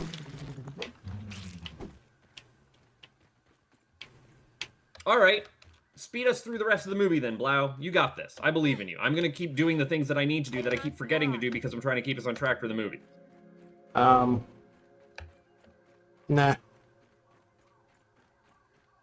I guess we're at an impasse then. You asked to take point on this one. I did! And then I'm also trying to do all of the errands. Whoop. Where is my backpack up top there? So they go on a road trip. They are going towards... Oh, they absolutely crash his car. They destroy his vehicle in this escape scene from the goons. And Caliban gets dumped out in the ditch for the goons to pick up. Because he is a tracker, and so he's going to be able to track Laura. He is, I believe, what they call a truffle pig at one point, which is that thing from Majora's Mask where you get the mask so that you can sniff out the... It's fine, don't worry about it. But they make their way to a big city so that Logan can buy a new car. Cash on site, no questions asked. Do not worry about it. And that's where my back left. I need that. Okay, now I can run away. Now I can go and do the thing that we need to do. And so they've left... they leave Xavier and Laura up in a hotel room in a casino, which is what makes me think that this was Vegas, but apparently the notes say that this was Oklahoma City. So what the heck do I know? And they're watching an old movie. They're watching Charles Xavier's favorite movie, which is a Western. I forget specifically the Western. Is the Man with No Name? It's not The Man with No Name. It's something with Clint Eastwood. Is it with Clint Eastwood? I thought that it was, not Reagan or Cash. Who else? It's not, that's not Eastwood there. I'm almost certain. Also, that's a spaghetti Western, not a Western. Clint Eastwood was in spaghetti Westerns. Is spaghetti Western a racist term, or is it just goofy? I'm not decided. I don't even know what it means. It's a Western that was made in Italy, because it was cheaper to film out in Italy. There's a bunch of Italian film directors being like, man, it sure would be cool to recreate a Kurosawa film. That would be like calling The Ring a remake of Ringu and calling it like a hamburger horror. It's dumb. Anyways, that's complete digression. when Logan gets back to the... And I bring up that they're watching a Western because that's kind of the theming of the movie here. Is that this is not a superhero movie. It's a Western movie that just so happens to feature Wolverine. And for the first half of the runtime, at least, Professor Xavier. That's marking him for death, just in case he didn't realize. But he's having a freak out, and you can see what happened at the city that he destroyed. He has shut down this entire, like, couple of blocks with his psychic attack, and nobody can move. Everyone is suffocated. Logan is just, like, excruciatingly time-stopped, pushing his way up the elevator. You see him, like, sticking his claws into the walls to drag himself along. He takes out a room full of dudes in stopped time, which is very weird compared to the speedster moment that we saw earlier. It's brutal as you just, like, watch this guy get skewered without being able to do really anything about it. And then he actually does get his like injection into Xavier and suppresses his mutant capabilities with that. It scolds him Any for more it you pretty want to help good. out here? Can I get this stab and stick out? I just said something. If you would stop with the sass. Only sass. I don't really like this movie, so I don't know why you're expecting me to help. Because you can at least, like, say what went on in the movie. You did watch it. You do know the plot. Yeah, and I have, like, already flushed it. Brain turn off thing don't like? I did not have a good time rewatching it tonight. Man, see, that's the difference between you and me. Is like, even if I don't like something, I at least, like, sometimes that sticks with me even more. I have more that I want to say or talk about because it's like, oh, that was flawed. Let me pick apart all of its different flaws. Whereas you're just like, nah, get rid of it. It's not worth thinking about. I would have rather done other things. Then let me scroll down a little bit here. Because yeah, the goon squad caught up to them, and that's who was attacking Professor X, and he did a psychic attack, and it got a little out of hand because he's loopy. So they continue on with their road trip, and as they're continuing on with the road trip, they see wild horses being locked up in it. Can you not attack me? I am trying to get through a movie here. I'm a man. I can only, like, multitask just barely. It's not my strong suit. Bonk it! There we go. They see wild horses running, and they also see auto cars driving, like AI driven trucks. And a car crash happens, and these horses get let out, and so Professor X uses his mind powers to, like, calm the horses down and able to get them. But first he actually compels Logan to stop and help. Yeah, like, you can still help these people. You don't have to be a selfish prick. It's fine. Logan does not want to help anybody. He just wants to get in, do what he's there to do, and get out. Yeah. Just move it along. I'm not here for anyone else. He is fully given in to solipsism. I'm the only person that matters. And I need to put some food in me or else I'm going to die here. But they do help out this family. And the family, like, invites them back to their house to be like, hey, let's get you and your daughter a place to rest. And he passes it off like, this is my grandpa. Yeah, no, he says it's his dad. Or dad, grandpa. I forget if he ages him up even further. I didn't know if that was the bit. Nah, he said dad. Okay. Go over here, I guess. guess I go over here. I don't want to fight you. I just don't want to. And they go, and they have a nice. Logan tries to turn him down, but then Xavier's like, "That would be lovely."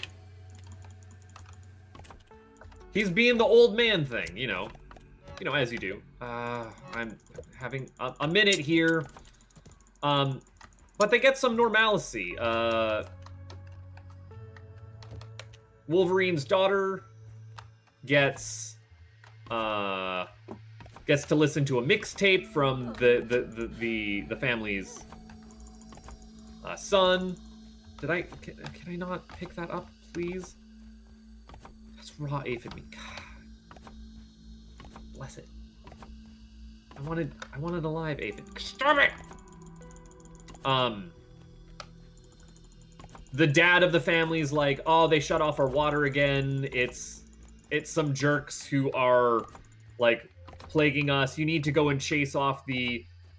In true Western fashion, it's like the kindness of strangers also invites you into the house, and then you have to go chase off the cattle poachers. But here it's like the people who are restricting their water or their power or whatever it was.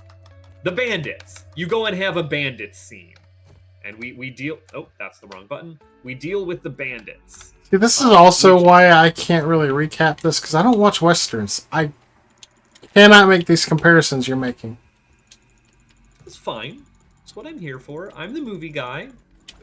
You're the gamer girl. I'm movie guy. Together we make media consumption. It's all good. Oh!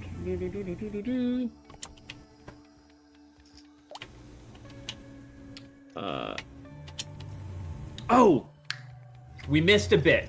We missed a little bit. I need to backtrack us. Back to the hotel room, where Logan does at one point dump out this kid's, like, backpack, and she has a ton of X-Men comics there.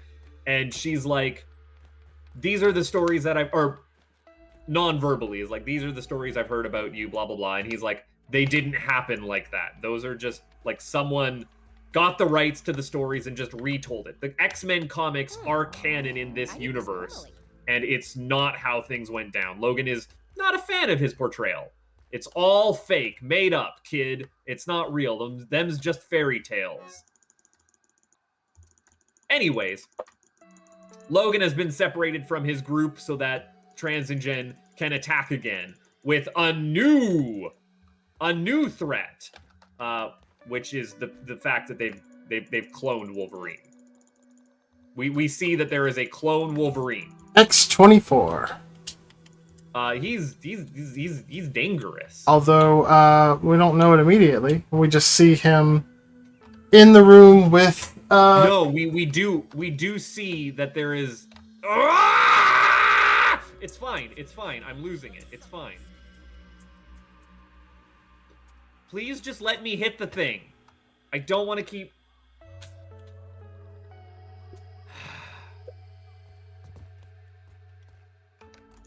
Come here. We see that there is a clone Wolverine that is uncontrollable, but at least the big bad head of Transingen has like a short leash on him, theoretically. Then, while Wolverine is separated and is coming back from his fight with the bandits, it cuts to like Laura inside listening to music, and then it cuts to Professor X, who is like, "I'm sorry for the way that I've been treating you." He's giving a big cathartic speech. Yeah, he's talking about how that night was the most perfect night in a long time, and he finally understands Logan. And it's like, I've always thought of you as a son, and it's this big touching send off that you get for Xavier and Logan. Like, this is, if he were to die right now, if Logan were to smother him with a pillow, he would die happy. This is the like, you can see Charles in this moment at peace. maybe not accepting death, but like open to it. And then Logan stabs him through the head or heart or what. Ah! It's fine. It's fine. Don't worry about it. You are a very excitable fellow. I fell, and I'm trying to keep the energy up as I get through this very long movie that I apparently just need to get her done with. I don't know if I'm able to... Let me out. Please, this way, let me out. Thank you. I thought I fell down the friggin' ant hole and I would have been trapped in there forever with no food and I'm on, like, eat or die mode.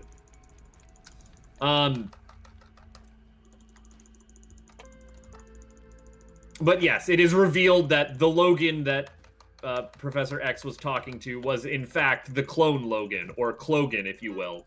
And, Clogan? We're workshopping it. It's still in the research and development phase. Marketing will get a hold of it, and they'll punch it up. X-24. There's 24 of them? I guess. I thought he was like Weapon X for 10. Yeah, but So is this 10 times 24, or is this 24 past 10? The clone's name is X-24. That's a stupid name. Let me up. Let me up. Let me up. Let me up. I'm losing it. I'm losing it. I don't like how the game is behaving right now. I got time. I got time and a half. It's fine. Don't worry about it. You getting overtime? I'm in eat or die. But I wanted to get candy. I don't know why I want candy so... Oh, I missed these two. I want candy. Bump, bump, bump, bump, bump, bump. That can go away. That I actually kind of want. Those can go away as well. But yes, X24, 27, whatever his name was, gets released on the family. They get absolutely mutilated. Logan was not there to stop it. He was away trying to be a hero, and look what good it did. Everyone he loved is now dead. The only people to ever show him kindness, except for all those other people in his life who showed him kindness, keep dying around him. He's the one remaining, and he's going to get survivor's guilt. It's fine. Theming. Caliban has tracked them. He is being poorly treated by everyone around him. How am I going to survive this? I'm not, is what's going to happen. Is there anything I can eat for health in my inventory? This is stupid, but, like, it stops me from dying. It's fine.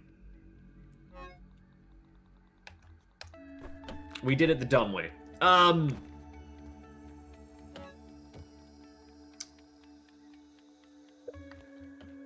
yeah, then we have a young Wolverine fight versus an old, decrepit Wolverine fight. We get some really cool, like, body double choreography stuff. You've seen it in Tenet. You know what it's like. Get two actors together punching the crap out of each other, except they're the same actor, and it's weird special effects is going on. We're movie guys. We like this. This is cool. This is fun. This is great. And it really shows you, like, the difference between Wolverine at his prime versus Wolverine now, who is not winning this fight conventionally at all. He barely escapes, right? Like, it's not even close.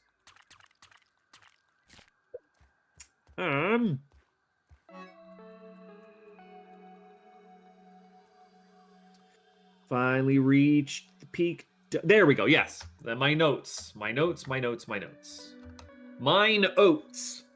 We have finally reached peak dumb by smashing action figures together, which is the answer to the question, who wins in a fight, Logan or Wolverine? And then I also say in my notes that it's kind of amazing that the stakes you can feel in a fight scene when your heroes aren't really super. By taking away well, you're basically just regenerate, so like there's no threat here. There's actual threat by making it so that your main character, Logan, can't heal. You're like, oh crap, is he gonna die? What could possibly happen here? And then, yeah, they do get away. And Logan is on the run. They stop by a gas station. Logan has to, like... Actually, you skipped over the part where he dragged Charles' body, who was still alive at the time, down into the bed of the truck where he does end up dying. And then they bury him, right? After the fight, they go find a place in the woods, and he's like, it's near water. His voice starts to break, and he's just like, it's near water. And then he's got the grave dug. He goes over to the truck. It's not starting. He starts saying the F word a lot. Absolutely trashes the truck, smashes a shovel. He's having a fit, and Laura's standing there like, man, this guy's got some anger management issues. What the heck? Then he passes out in the road. Yes. It's not doing so hot. At least this Wolverine isn't a raging alcoholic.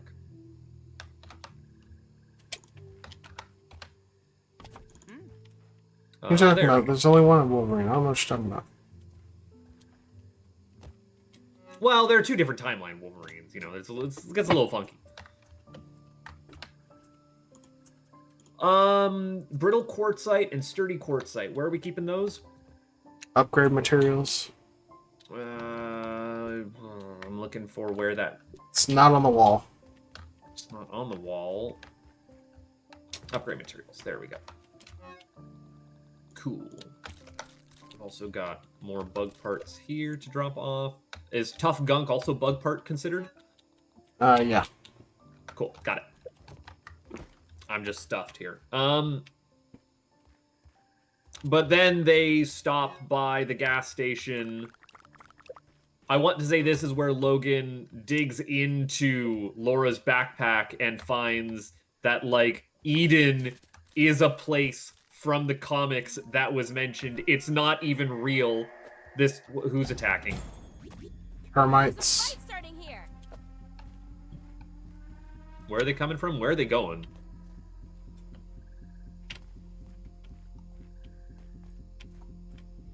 I'll go try and smash them if I can find them.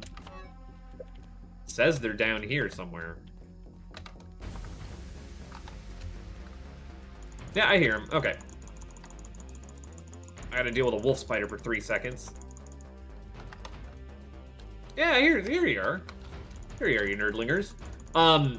But yeah, Wolverine's like, this quest is a complete waste of my time. This like haven for mutants doesn't even exist. It's not real.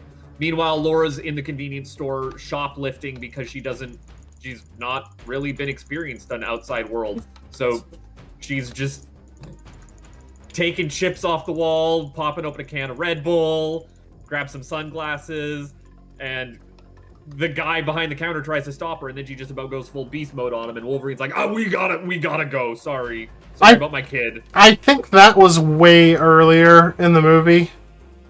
Was it? Yeah, when Charles was still alive. What happens here is after Logan actually passes out in the middle of the street trashing the truck, Laura sees a guy hunting with his dog, leaving his truck, so she steals his truck, takes Logan to a doctor. Right.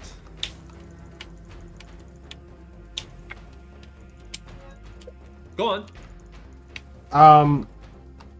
The doctor's trying to help him. He's like, oh no, you need rest and healing. And he's like, look, buddy, if you want to save a life, save yourself. Everybody you get close to dies. Yep. He's got the turbo cancer from his adamantium poisoning that is a line in the movie.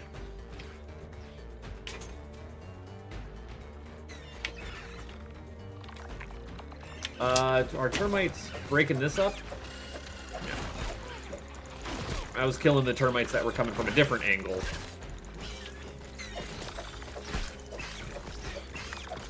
Ow. That's nasty. But yes, I guess Wolverine wakes up.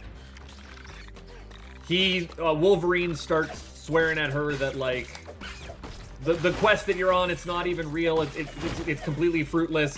And then she starts swearing at him in Spanish, and he's like, wait, you could talk this entire time? Why didn't you?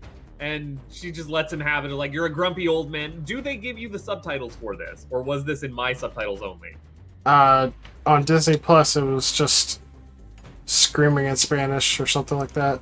The subtitles, she's cussing him out something crazy, and it's like, you're a grumpy old man, all you do is ever swear and whine, why would I ever want to talk to you? It's not that I'm quiet, it's just that, like, you suck so much, I don't want to be around you either, but I have to for my own safety.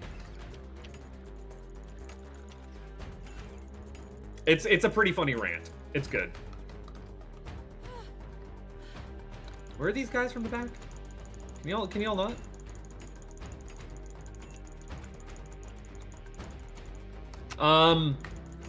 But he's gonna go. He's gonna take her across the border because Trans and Jen is still chasing after him.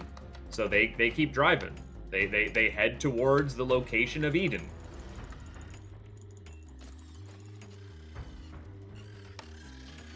And sure enough, Eden's real. Eden is for real, for real. Now his wounds are getting the best of him. He's in and out of it all throughout this journey. And they do find, like, the camp of kids who have set up a place high in the mountains. They lift him up on a stretcher. They give him super serum, and he starts to bounce back a little bit. Like, his regen powers come back. He's been juiced on mutant steroids, which is what they were using to make these kids. This new batch of mutants. The new mutants, if you will. And they're like, you stay here, we're gonna go hop across the border. Here's your money. Bye. I think we missed at one point Caliban's heroic sacrifice where he blows himself up with white phosphorus. Yeah, that was during the X-24 attack. But, because the reason I say that is, I don't know how they were tracking Logan this entire time, but we do see that the Trans and Gen, has found this Eden location. I guess it was a known plan before they shut down their research facility and started doing a total cleansing. Because we see a drone fly by, and that is a problem. Logan now is feeling the death of Charles Xavier, and he finds himself in the company of a bunch of young mutants, and maybe there's a little bit of like, oh man, these guys need guidance. Maybe instead of doing a fight, I can do a passing of the torch. You know, he sees a future of himself looking over these kids. And then they all abandon him because he's not strong enough to, like, follow after them. And they're running away to Canada. And he's like, I used to run away to Canada. I get it. Canada's pretty nice, if we're being honest. I like this movie because it's propaganda for my country. You understand. Me being so nationalistic and all.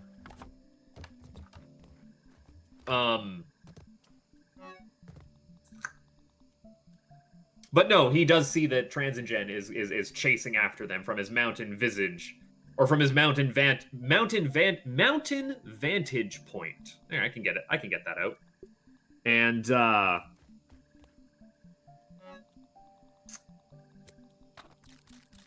we have the back half, which is a long extended fight scene as they run through the forest. And this is not as good of a fight scene in the forest as Guy Ritchie's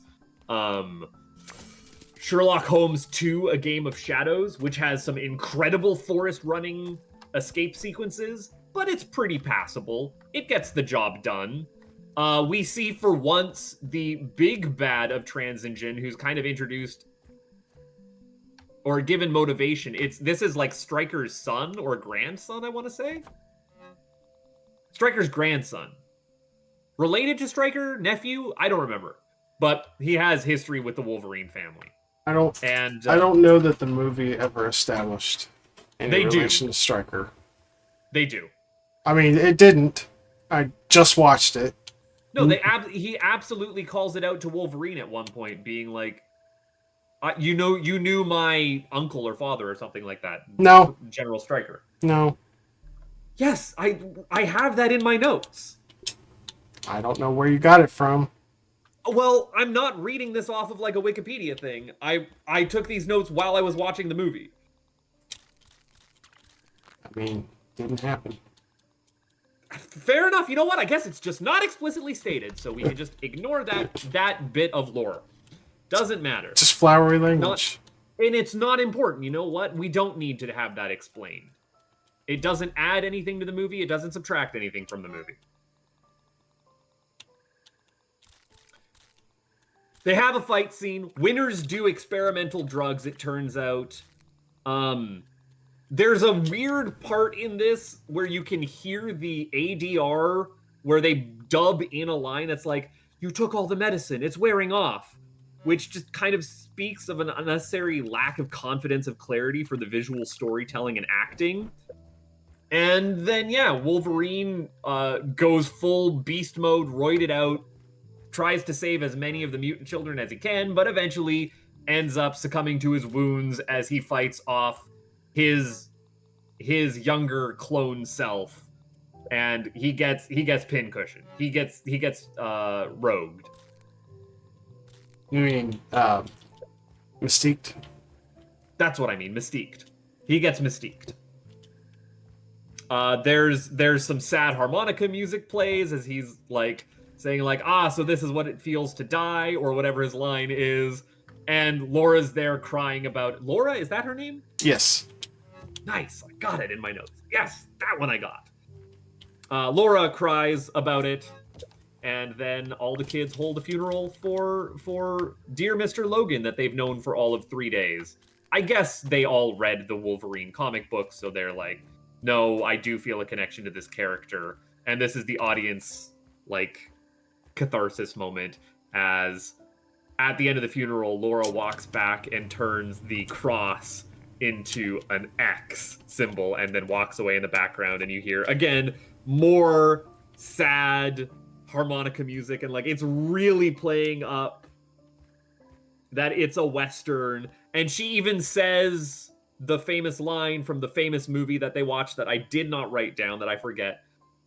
There are no more wolves in the valley, is that it? Oh, she does a whole long quote. That's the eulogy. Right, but the joke is that it's like no more Wolverines in the valley. It's safe now, but also it's not a place for the X-Men anymore. Or rather, it's not a place for cowboys. The great American West, which in itself was a myth. Like this is very much a post-Western or a postmodern Western, where like Westerns themselves glorifying the West, that never happened. This was all, Westerns were the comic book movies before comic book movies. They were the big genre schlock that Hollywood was making. So to draw that distinction is, you're being smarter in your writing than I would give a dumb X-Men movie normally. And then it cuts to Johnny Cash at the end. Because if you don't realize it, this movie is a Western. Was there anything that I sped through in the ending there that you needed to go through more of? Nope. That was sufficient. Adequate. You can put that on my report card. Do you need me to get any more resources right now? No, because this is time for us to talk about our ending thoughts and end the stream so I can get into the air conditioning. Run away for some air conditioning. So yeah, I did a lot of the heavy lifting on that. Do you have anything you want to say about Wolverine or the Logan? Yeah. So, like, Need to boil it. I think the story is a good one with good themes, good character drama. It's a real freaking bummer. It's done well. My problem with it is, as it's presented to us, it's not an X-Men movie. Like, No. they really could have told the story with brand new characters. Nothing would be different. And, I don't know how you would do the last of your kind storytelling if it wasn't with mutants, or a lot more world building that you'd need to do beforehand. And also the whole, like, this is a guy who can nuke an entire city block with just his mind, and the fact that his mind is going because of dementia is the problem. I mean, I don't think that was really all that important to the story. Like, they could have come up with another conflict. But it's absolutely 100% part of the theming of the story about, like, aging, being old, coming to the end of your life, what do you leave behind as a legacy, and then how to leave with grace. Do you go out with a whimper, or do you go out with a bang? Like, that's the two flip sides of the coin. But Just because the exact story beats could be told if you changed certain things, it doesn't mean that the underlying theme wouldn't come through as strong. So the thing that really kills it for me, though, personally, is we have this character, Wolverine. The guy is known for two things, and really two things only: having metal claws and having regeneration so good that he regenerates faster than he can be damaged. Mm-hmm. And we're presented at, you know, he does have other lesser, really thought about traits, such as he doesn't age.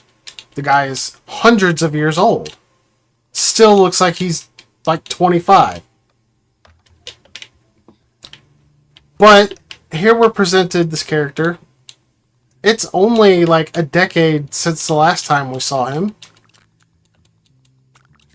And he looks old and ragged, and his healing sucks. And they give no explanation for it. And His midichlorians ran out. And I don't know if this is a trustworthy source here, but I did come across a post on Facebook that talked about this very thing. It said that the comics explained his lack of healing, as well as just the lack of mutants in general, as having been caused by someone. I think the post specified who, but I don't remember. They figured out how to isolate the X gene that causes mutants. And they developed a virus that just attacks the X gene, which means mutants aren't being born, and the mutants that are exposed to this virus, their powers wane. And he spreads this virus through actually a rather ingenious means. He puts it in the corn syrup. It's in everything. But personally, for me, this is an extremely important detail that they just didn't include in the movie. So I'm sitting there the whole movie like, are they ever going to tell us why everything's like this? And honestly, the fact that they never explained it in the movie really took me out of it. They never explain how Ileana can create portals and how that is related to being a mutant. It's just mutants are magic, and sometimes their magic runs out. It's false equivalency. It's not a false equivalency. It is. They don't have to. They don't have to explain any mutant specific powers because it's already established. Mutants have powers. They come in a wide variety of shapes and forms. we've seen mutant powers be turned off before. Yeah, and you know what? They turned off Wolverine's healing in the Wolverine, and they told us how it happened.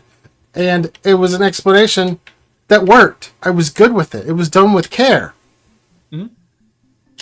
Okay, so if I told you that Wolverine's powers got turned off because he has adamantium poisoning, or because his midichlorians ran out, or because the corn syrup did it, So that was just a line in the radio, would that change anything that actually happened in the story? no, that's why I said that it would be fine on its own with brand new characters. Yeah.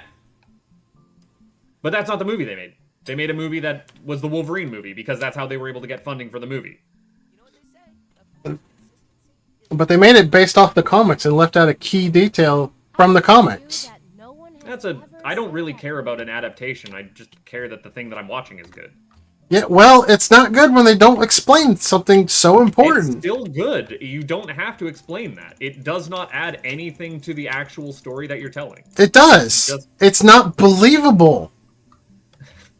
None of it's believable, Blau. They're mutants. They're magic. They have magic powers. Okay, cut the crap. You know what I mean. No, I'm serious. It's not that I don't need to be told a scientific or plausible sounding reason for, well, this guy doesn't heal anymore. Just in the same way that I don't need to be told, well, Charles Xavier, when he has a seizure, it causes his mind to nuke a city. Like, neither of those are, like, I don't need the mechanical specifics. Well, that's just They you. just happen. Those things happen. This guy doesn't heal anymore. This guy, when he has a seizure, causes a city to nuke. I don't need to know, well, he's causing a city to nuke because what he's actually thinking of is the fact that he needs to be able to control his body, but that stops him from being able to control. Like, it doesn't matter. It does not matter. Maybe to you, but it does matter to me because these are established characters and they're suddenly different in meaningful ways and it's just not explained. Some movies, Charles Xavier has hair. Some movies, he doesn't. And they explained that. They do, and you know what? We completely glossed over it last time. And it's not... It's not important. It's not a meaningful difference. Neither is whether or not Wolverine can heal. It is! It absolutely is! I will die on this hill! It makes the movie better that he's not an invincible force. I'm not saying that it doesn't. I'm saying the fact that they omitted the explanation for why there's no mutants and why his healing sucks took me out of it. I just don't need an explanation for everything like that. I Well, don't need it spelled out. That's just you then. Yeah, I mean, it like we can have this that's just your opinion, man. But I don't think that makes a bad movie.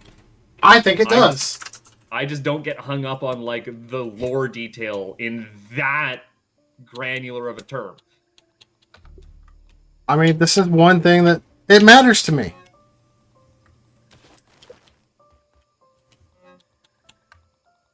Well, I'm sorry that they did not fully explain what the lever and canonical plane was for you in this movie. What? You know, the lever and a canonical plane.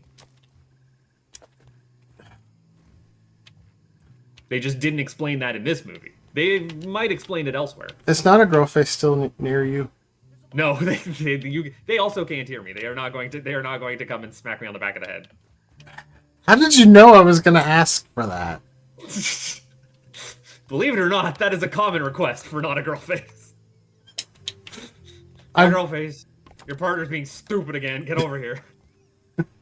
Huh, I wonder why. That's because I'm being stupid a lot of the time. It happens, you know? I can't change who I am. Imagine if one stream I just suddenly stopped being stupid. I would need an explanation. Do you have any explanation for that? I would need an explanation. It'd take me out of it. Completely incomprehensible. Absolutely would lose the plot. But, okay. Just from a side of that, you're like, this movie is a bummer. You do not enjoy a downer of a movie. Yeah, I'm not really a fan of tragedies like that. I like a happy ending, personally. I mean, I'm fine with the idea of the Old Man Logan storyline. I know in the comics it was just kind of like a what-if thing. And it worked for Hugh Jackman, because like this was kind of a graceful way for him to say farewell to Wolverine, Finally. because he didn't want to do it anymore unless he was going to be part of the Marvel Cinematic Universe. Like, I mean, oh, could you imagine? They're gonna make, like, if he didn't have this exit from here, they would have made Hugh Jackman stay this ripped until he was 90. That's you can't do that. Until he was 90. Well, at least Enigma agrees with me. What if they just never explained that I was body snatched, though? I'm glad that Enigma's like hangs out and listens to our absolute nonsense in the background. He's enjoying it at least. Not that I don't enjoy it myself. I'm just glad that there's someone else here for our suffering. You know, I am going to say one more thing about it, though. Yeah. What really kills me about them omitting the explanation from the movie is that, honestly, putting a virus that attacks the X gene in corn syrup is pretty fucking genius. That's a really cool like sci-fi premise. I'm down with that. That sounds rad. That's so cool because again, like you were saying, it's in everything. That is a neat concept. That is some writer like wrote that and then went home for the day and had like a nice glass of whiskey. He was like, "Yeah, I did that. Oh, heck yeah! Came up with a good one today." It was strong bad? The writer is strong bad in this case. Yeah, this is the wrong kind of an accent for a strong bad. Strong bad doesn't have a drawl on him. Well, it didn't start out with a draw. It had a little bit of a drawl to start out with. I said whiskey, so I went with a drawl. This theoretical writer. I given him a draw because he wrote a western, you see. But yeah, no, I like a bummer movie. I like a tragedy. I liked that kind of like doomed, but it doesn't end. There is hope. There is hope for the future with the New Mutants escaping to Canada. It's just the story has ended for everyone that we've been following, and the whole movie is about how you need to let go. Sometimes an ending has to happen. That's what the whole movie is about. Yeah. I'm not arguing the messaging of the movie. No, and it's a very tightly written movie in that regard. I still also think it's a little too long. There's like 7 acts for the whole movie. Not you as could cut not you as could long, cut the whole farm scene. not as long as Apocalypse. No, but less happens in Apocalypse.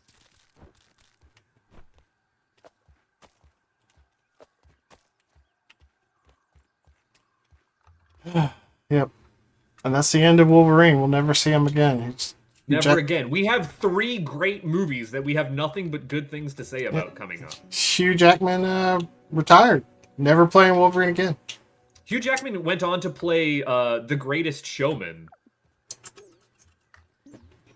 Hugh Jackman just gets to be a goofy little theater nerd now, and he doesn't have to like hit the gym and do steroids. And he gets to talk with an actual Australian accent.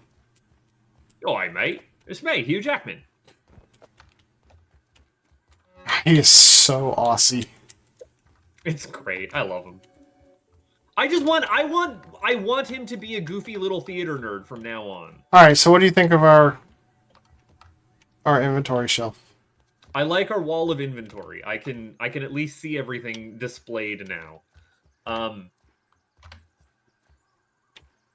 Blau, I got us another magic dandelion tuft. Stick it in the trinkets box. Yes. I'm gonna put it in the trinket box. That's 2 of them. I guess we didn't get a lot more built here. You just got the 2nd floor started. I We mean, got the floor for the 2nd floor. mostly finished off the first floor as well. You know what? I might as well. I still need to Oh, move we are out the... of toadstool chunks. I need to go get some more toadstool chunks.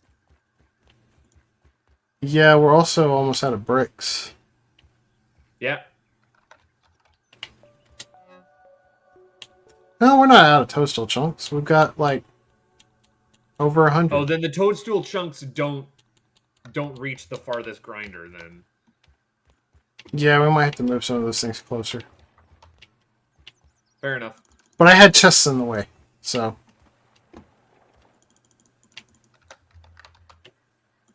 See, I wouldn't know what it's like to have a chest in the way. I do. I was gonna say, you're getting there. No, I know what it's like to have a chest in the way. Yep, this last one I can't do. Okay, this has to move closer. Come here now. Ooh, that does not look right.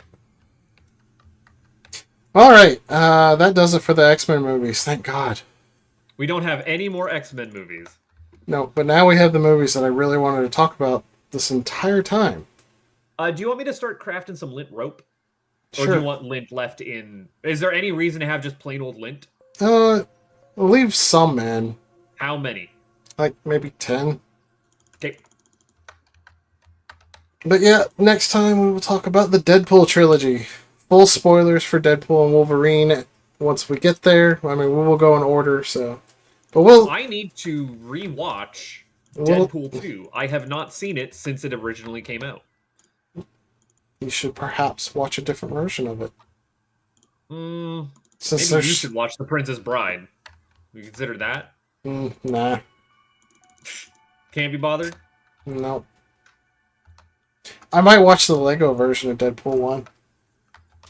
Did I link you that? Yes. Okay, yeah. Yeah, I'm excited for this Deadpool one. from a different multiverse. I love the Deadpool movies. Ugh. Masterpieces. They're doing good things with Deadpool. I have no affinity for the character Deadpool. I also don't have a particularly strong affinity for the character that is Ryan Reynolds. If you want to do some movie homework, which you don't have to do, but before Ryan Reynolds did Deadpool, he did a movie called The Voices, which made me go, oh, this guy can do Wolverine. Or, I mean, Deadpool.